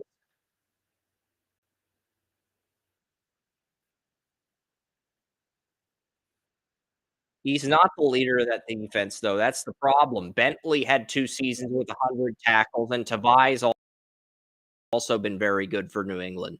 Bentley and Tavai have both been very good at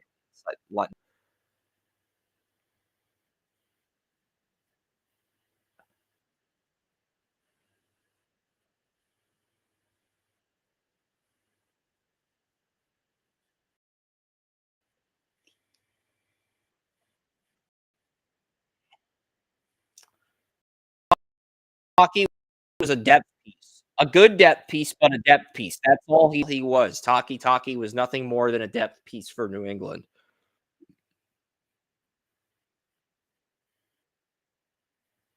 They've got Bentley, who's had 2 seasons with 100 tackles before this year's seasoning injury, and they've got Tavai. Both those guys can get 100 tackles when they're healthy.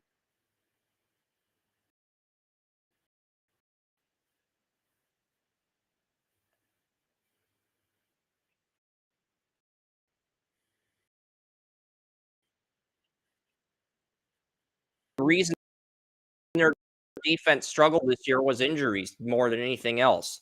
Duggar, Pep back. Marcus Jones enters the final of his rookie deal at nickel corner.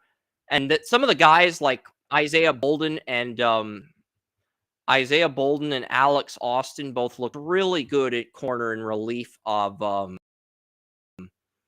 it sounds like Austin may not be back. Well, Isaiah Bolden looked ring. Isaiah Bolden and Travis Hunter were teammates at Jackson State. So if you draft Travis Hunter, he's going to have that familiarity with Bolden, and you're going to have a good depth. Even if Jones and Bolton are competing for nickel corner, you're going to have that depth. You're going to have that stability. The secondary is going to be really good. So Patriots are in a spot where they need a number 2 corner. They need a left tackle. They need another edge rusher. But I do think the rest of their team is good the way it is. They could get a number 1 receiver too, but they have a lot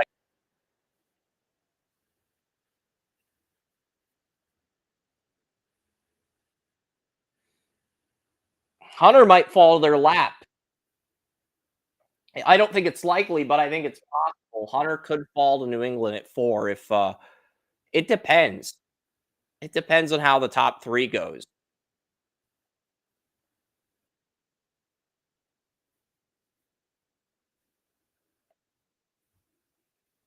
If a team takes Abdul Carter in the top 3, Hunter falls to 4.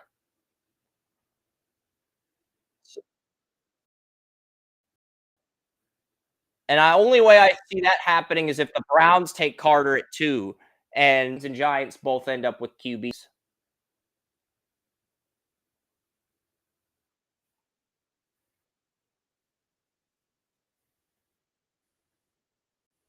I think Carter has a better chance of falling than Sanders does. I think Carter, if he's there at 4 and Hunter's off the board, Patriots grab, make him the 34 right outside linebacker and move Jennings to 34 left outside backer. And that's their rush. And they could still get another corner later in the draft. There's a number of routes they could go. They need a left tackle, an edge, a corner next to Gonzalez, a number one receiver to complement all these guys. They have multiple needs.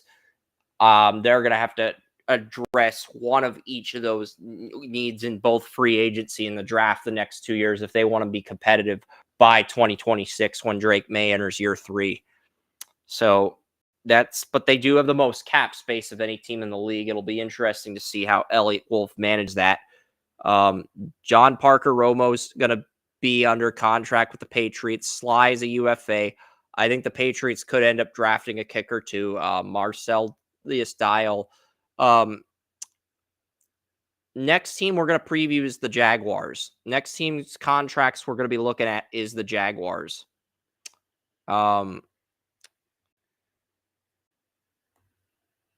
This will be interesting though. Trevor Lawrence is under contract. No, we don't want to scroll down to the Chiefs or Raiders yet. Not yet. Lawrence, ETN, and Bigsby are both under contract for 2025. Kirk is under contract for 2025. So is Gabe Davis. So is Josh Reynolds. Josh Reynolds is. I thought Josh Reynolds was on a different team, but I guess he's on the Jags for next year. Brian Thomas, Duvernay, Parker Washington. A lot of depth, a lot of weapons at receiver. Evan Ingram's in a contract year. Brenton Strange. I'm not high on Brenton Strange, but he looked better this year versus rookie year. Brandon Scherf's contract at right guard is void, so you are going to have to get a new left guard. You did pay Walker Little. You do have Morse in the final year of his contract. You have Ezra Cleveland in a contract year. Anton Harrison enters year 3 of his rookie deal. But yeah, outside of the tackle situation with Walker Little and Anton Harrison, the interior offensive line is going to be you're going to need to clean that up. Hamilton, Armstead, Mason Smith under contract. Josh Hines Allen, 34 right outside linebacker. I know the Jaguars switched to a 43. Walker, it would be the left end. And then you've got Olakun and Devin Lloyd and Chad Muma and Ventrell Miller and Abdullah as your linebackers. Tyson Campbell is your number 1 corner. Ronald Darby's your number 2 corner. Savage is your nickel. Wingard and Daniel Thomas are your starting safeties this year. Antonio Johnson would be a starting safety, as would Wingard, with Andre Cisco gone. So Wingard and Johnson are probably your safeties, and then you have Cam Little at kicker and Logan Cook at punter, Joey. So that's the Jaguars. Their situation isn't bad. It's not a great situation, but I think the interior you're going to have to patch up, and then you're going to have to tweak a few positions, whether it's corner, receiver, tight end. And that's not going to be easy for the Jaguars to do, to tweak all these areas on their roster. That's not going to be easy. They have the ability to do it, but it's not going to be easy. It's going to be an uphill battle for the Jaguars this offseason. But they do have a lot of cap space, and Texans only have $12 million to spend in 2025. So goes all out, has a perfect offseason, and catches the Texans next year. Who's it going to be? I think probably the Jags would have the best chance right now with the Lawrence under contract, some of the guys they have.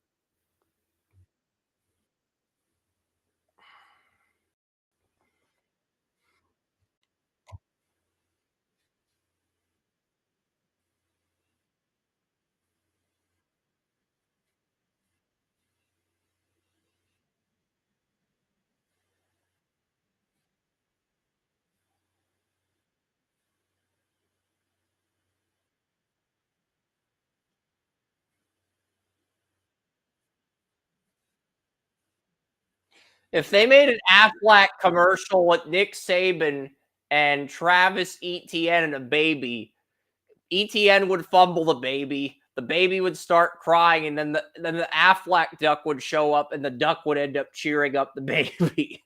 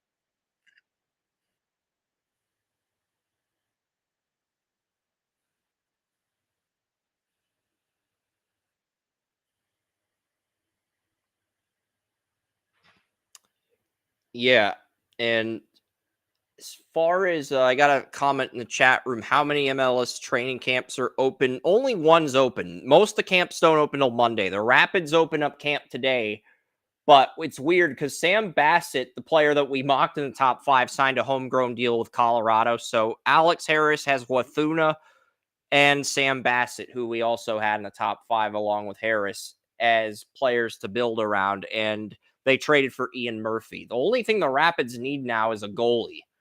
And your owner's Stan Kroenke. If you had a more complacent owner like a Dave Tepper or John Fisher, we could give your team the benefit of the doubt for waiting out on a goalie. You've neglected goalie 2 years in a row, and your owner is Stan Kroenke. I cannot give your team the benefit of the doubt for being complacent at goalie when your owner is Stan Kroenke. I'm sorry, I just can't do that, Joey. If you had another owner who wasn't as high profile as Kroenke, maybe my tune would be different, but that's just the thing. But the Rapids, they're training in Mexico. They're not even training in the United States. They're training in Mexico because they want their players to be prepared for the altitude in Colorado. So they think by going down to Mexico, where the altitude's even worse than it is in Colorado, players will be prepared for Colorado by playing in the altitude in Mexico. That's the thought process with the Rapids and why their training camp is in Mexico versus America. But yeah, you want to add something to that before we get to the next team on this list? I'll keep going through teams until one. I am going to end the show at one, but I will keep going through as many of these offseason outlooks as possible. And I'll pull up the cap space for the Jaguars and Patriots. Jaguars have 36.1 million. Patriots have 125.5 million. So, and the Giants have about 54.4 million. So, anything else you want to touch on with Patriots, Jaguars, Giants, or the Rapids with the altitude before we get to the next team on this list. Because I'm not going to go through all 20 teams today, but I'll get through. We have 30 minutes left.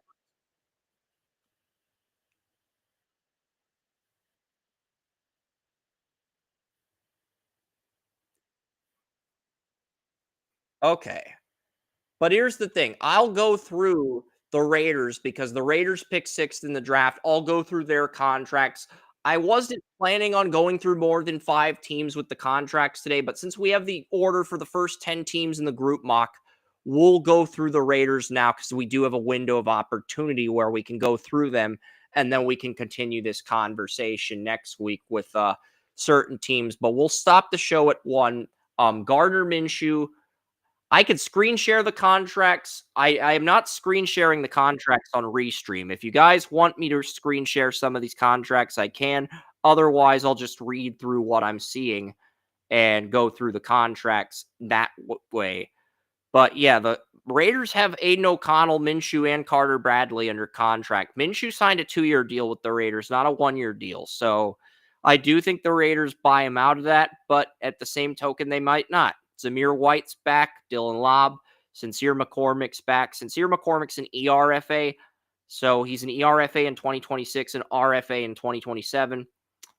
Jacoby Myers will be a 2026 UFA. Trey Tucker, they need a number 1 receiver. They have Browers at tight end. And they have Mayer as the number 2 tight end, but they really don't have anything else. Colton Miller's in the final year of his contract.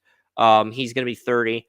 2018 first round pick. Andre James, center. Jackson Powers Johnson at right guard. Dylan Parham at left guard. Delmar Glaze. All their starters are back on the offensive line next year. Max Crosby will be back. Christian Wilkins will be back. Tyree Wilson will be back. He started at right end after Malcolm Kuntz got injured. Jacorian Bennett will be back. Jack Jones will be back. Nate Hobbs is a UFA. So Hobbs is a big one because if you lose Nate Hobbs, your number 1 corner, that's a big loss. That's a guy I don't think the Raiders can afford to lose. They also lose Trevor Mowry.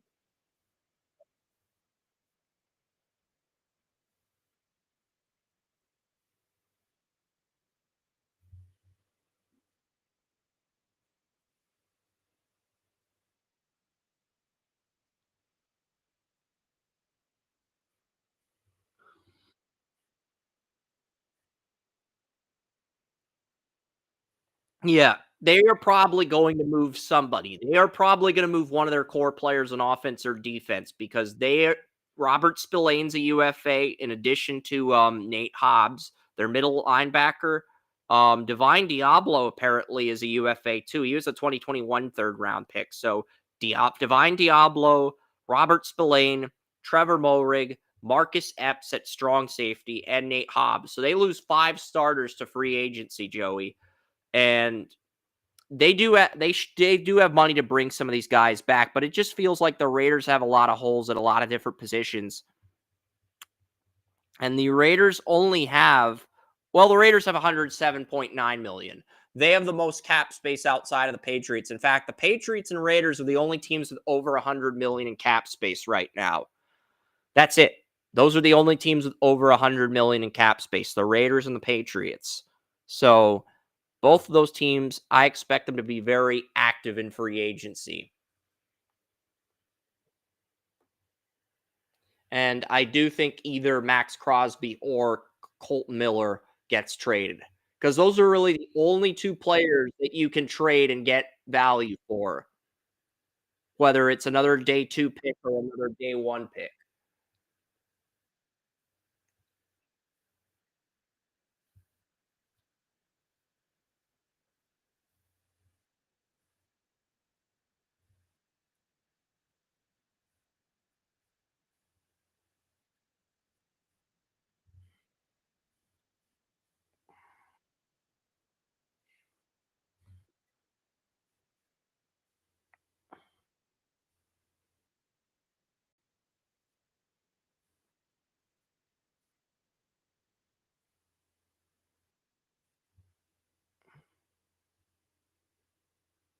Yes. So the next team we're going to preview here is the Jets.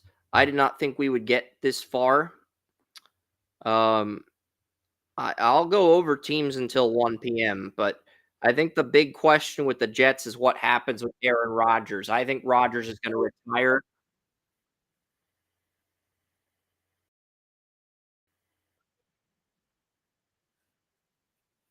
Yeah, I was thinking we would just do the show until 1, picking our playoff winners. I did not think we'd make much progress on the offseason outlooks. Aaron Rodgers, I think he retires. If he comes back, he has 1 more year under contract.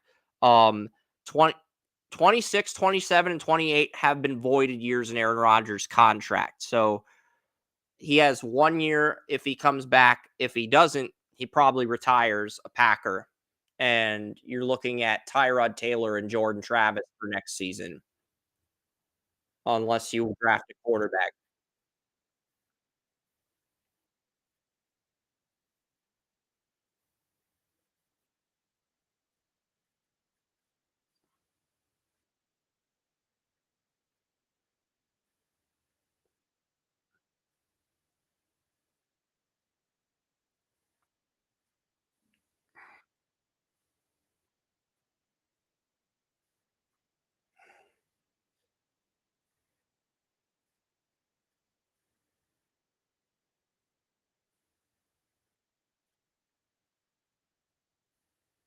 Yeah.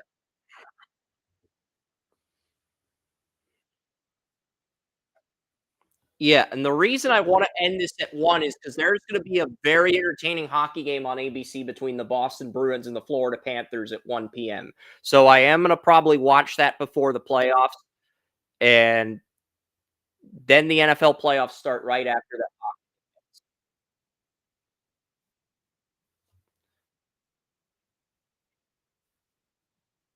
I've got I've still got I had 3 bags of Chex Mix for Christmas, homemade Chex Mix, not the stuff that you sell at the grocery store, but homemade Chex Mix. I had 3 bags for Christmas. One of those bags is still unopened. One of those bags that I got for Christmas is still unopened. Yes.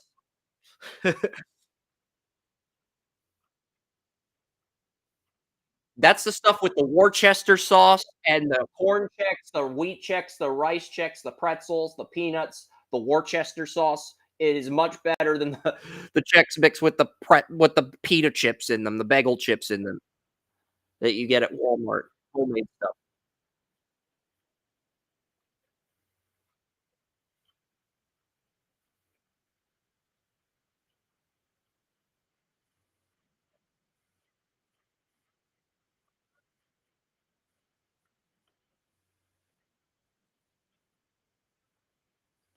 I like it. I agree. We're in agreement on that. Yep. There's Cheez-Its in the, Chex Mix too, there's walnuts, like, all sorts of different stuff in the homemade Chex Mix, but yeah, the Jets, Aaron Breece Hall's gonna be in the final year of his rookie deal. I don't think the Jets are gonna keep Breece Hall. With the running backs they have, with Isaiah Davis and Braylon Allen rookie deals, I think they're just gonna reload and let Hall walk. Even though if they're not gonna re-sign Hall, they probably should get something for him now. Um, but the thing is, the Jets had a first round grade on Brees Hall. Joe Douglas did anyway. But now that Joe Douglas is no longer the GM, who knows what happens there? Garrett Wilson wants to be the number one. He does not want to be on the Jets with Rodgers. That is the dilemma. I think if Rodgers retired, he'd be more open. But it sounds like Garrett Wilson wants out. Al Lazard, Devontae Adams, both under contract with the Jets until 2027. Malachi Corley under contract till 2028. Conklin's deal is void. So Jeremy Ruckert, the backup tight end, will be the only tight end under contract with the Jets next year. Olu Fashanu will take over at left tackle for Tyron Smith. Max Mitchell will take over at right tackle for Morgan Moses. Elijah Vera Tucker's the right guard. John Simpson's the left guard. Titman's the center. Carter Warren would be the swing tackle. So that's the Jets' offensive line for next year. Quentin Williams would be the D tackle. Will McDonald, the right end. Kinlaw is going to be UFA. The rest of his contract's been voided. Jermaine Johnson would be the left end, and you're going to need a defensive tackle next to Quentin Williams with Solomon Thomas and some of these other guys I said be UFAs. Kinlaw, Williams are going to be back at right outside. Um, but everyone else is going to be a free agent. Reddick's deal was voided. Zaire Barnes might be the left outside linebacker. Sauce Gardner will be back. DJ Reed's contract, which ran till 2028, was voided. So he's next year. Michael Carter, the set under contract. Um,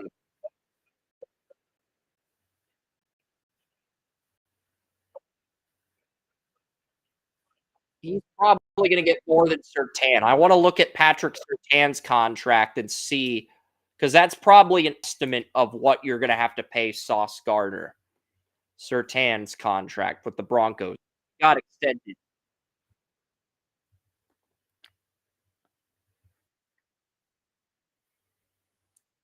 He got 96 million for 4 years. Patrick Surtain the second got 4-year, $96 million extension, and that paid him 24 million a year. So you're probably looking at Sauce Gardner getting 4 years, 100 million, 25 million a year. That's probably what you're gonna have to pay Sauce Gardner to keep him, especially with the dysfunction the Jets currently have.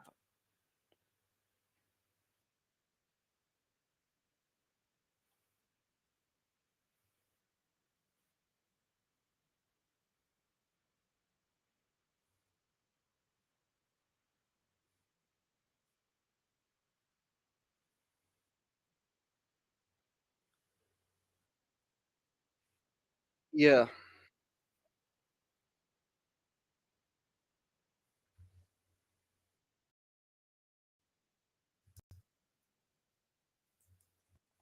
Yeah, but Denzel Ward got 100 million over 5 years, which averaged out to 20 million a year. 100 million, 500,000. Yeah.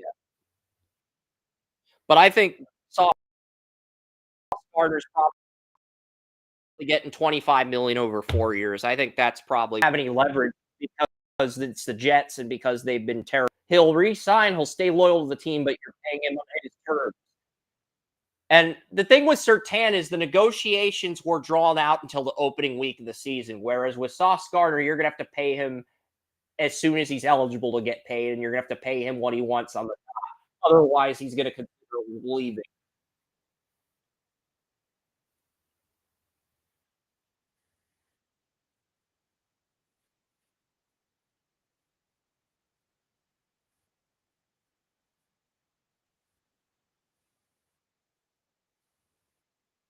Last 4 seasons, actually, because he's had double digit deflections. Yeah, he's had double digit deflections every year he's been with the Broncos.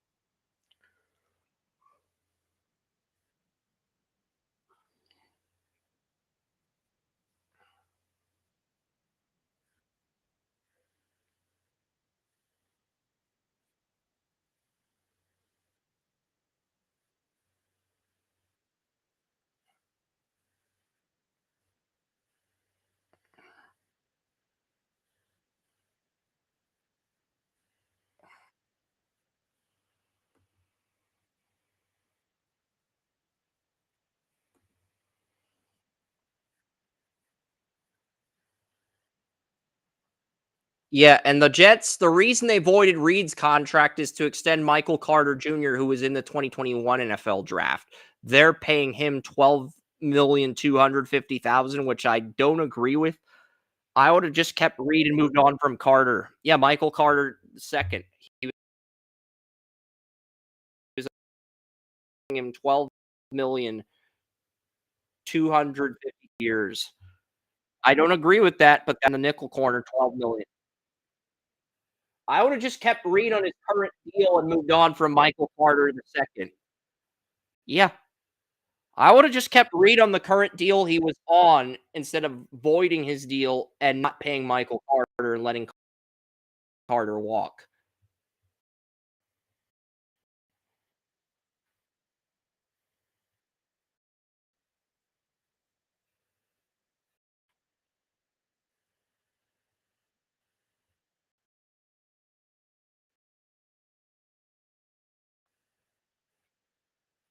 The Jets were only paying DJ 500. The Jets were paying DJ Reed 10 million this year, but they voided the final because they had to pay because they chose to pay. I'm not going to say they had to pay. They chose to pay Michael Carter the second, which I don't agree with. He's a 5th round pick, and you're paying him 12 million a year.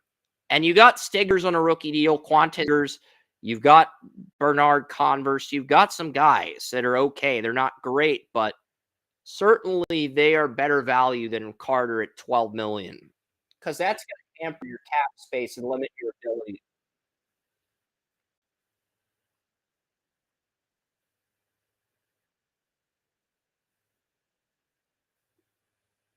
You could have got a nickel corner in the draft and kept DJ Reed. You could have caught in a rookie corner in a rookie deal and kept DJ Reed for another year or two, and then just made the corner you drafted the eventual replacement to Reed. I think this is going to screw up the Jets in their secondary next year.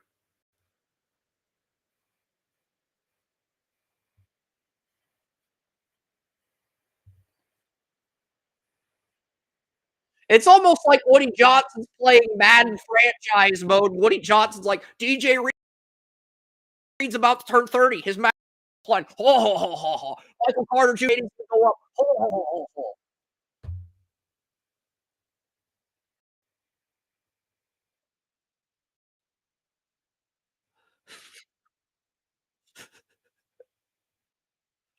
I was just I was just making fun of the fact that Woody Johnson uses Madden ratings. He's probably looking at Carter's Madden rating going up since he's 26 and Reed's Madden rating going down soon since he's about to turn 30. That's probably the thought process here.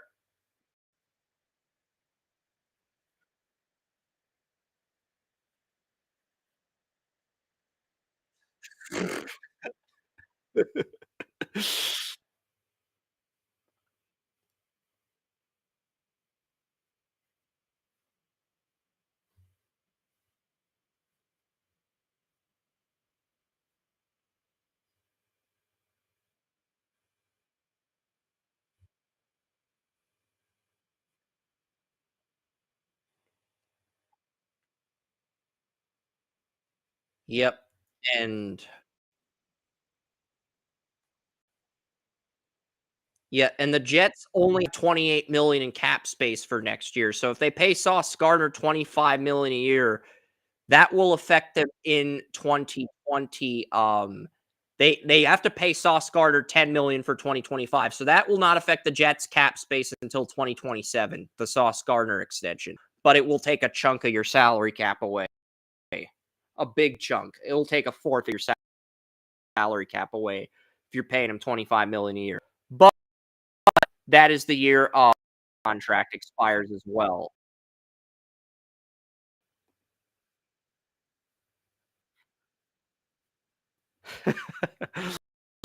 I guess so. It's 12:52. Do we have time to preview the Panthers, the number 8 team in the draft? I guess we do, but we'll try to make this quick.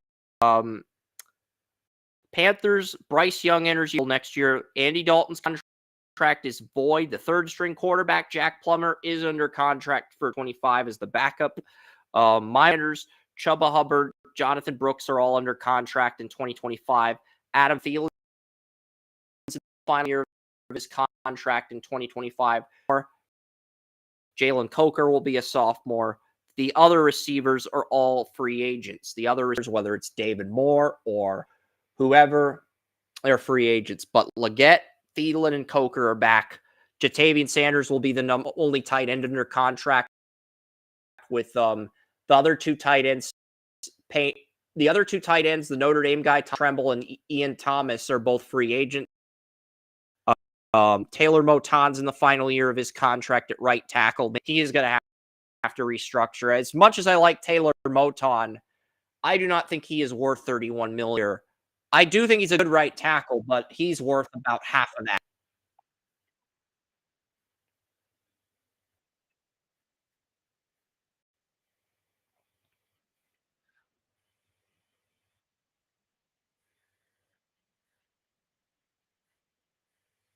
Yeah.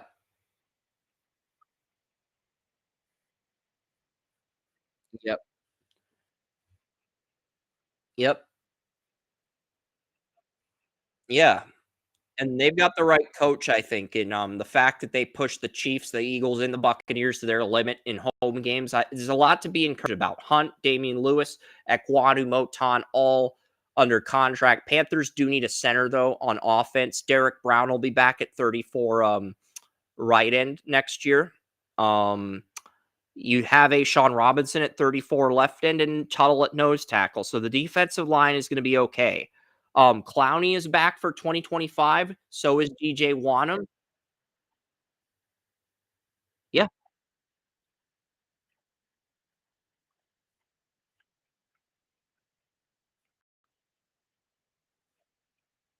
Yeah, they have Chuba Hubbard.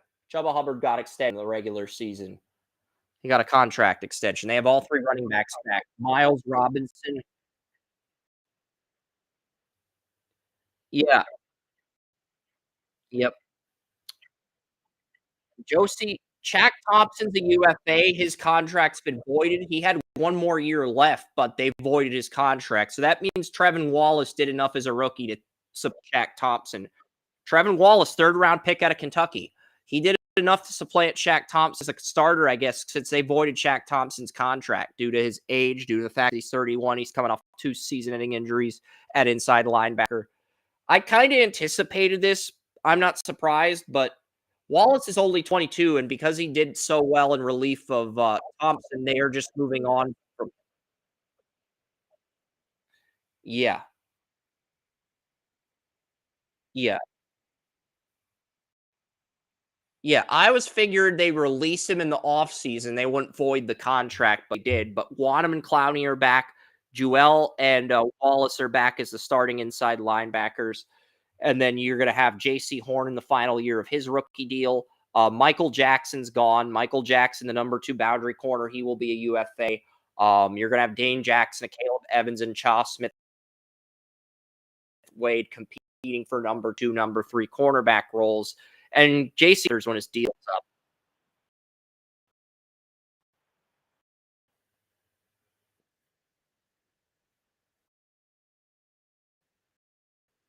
He was healthy this year. He was healthy this year, Joey, but somewhere else. So I think you're going to trade him and get something for him.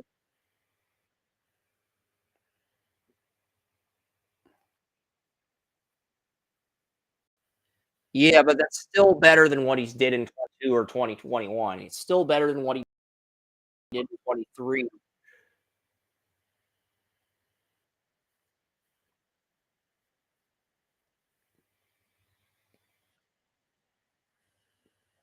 But where is he going to end up?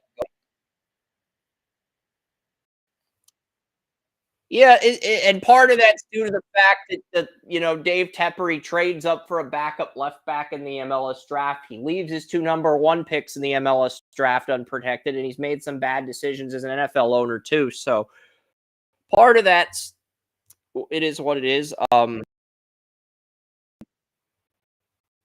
the Panthers kicker punter under contract. We've roasted Dave enough. I mean, he traded up for a backup left back. He didn't even trade it up for a backup. That is just horrible. That is horrible ownership. Who the hell trades up for a backup on the team? He gave up allocation money and a first round pick at 17 to trade up for a backup. Like, nobody else is doing that. Stan Kroenke did something really smart when he traded up for Alex Harris in the MLS draft, and you did something really stupid by trading up for a backup left back who's not even one of Connecticut's starters, who only started 6 games as a backup, and that's who you trade up for at number 9.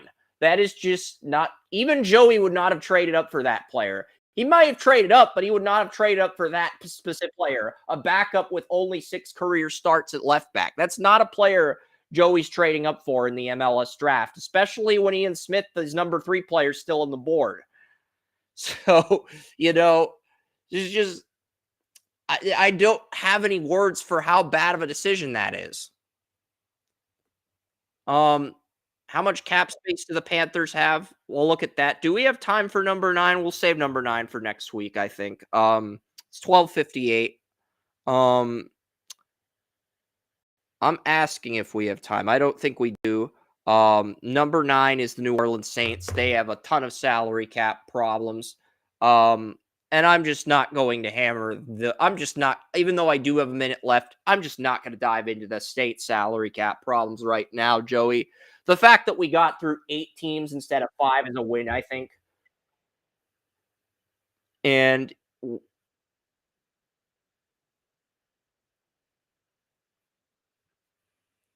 yeah, and we'll tackle the Saints and Bears next week after we preview some of the divisional round games and pick those. But right now, I think we're just going to call it a day.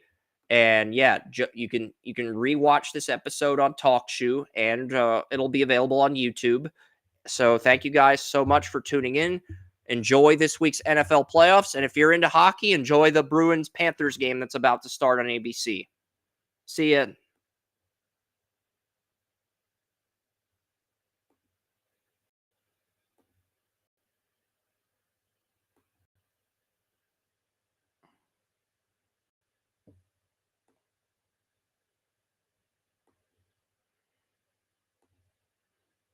I do have something in the chat room. Let me pull this up really quickly. It better be something from something intelligent. Better be something sports related. If it's not, oh, it's a kick person. Yeah, I figured. Yeah, I figured as much.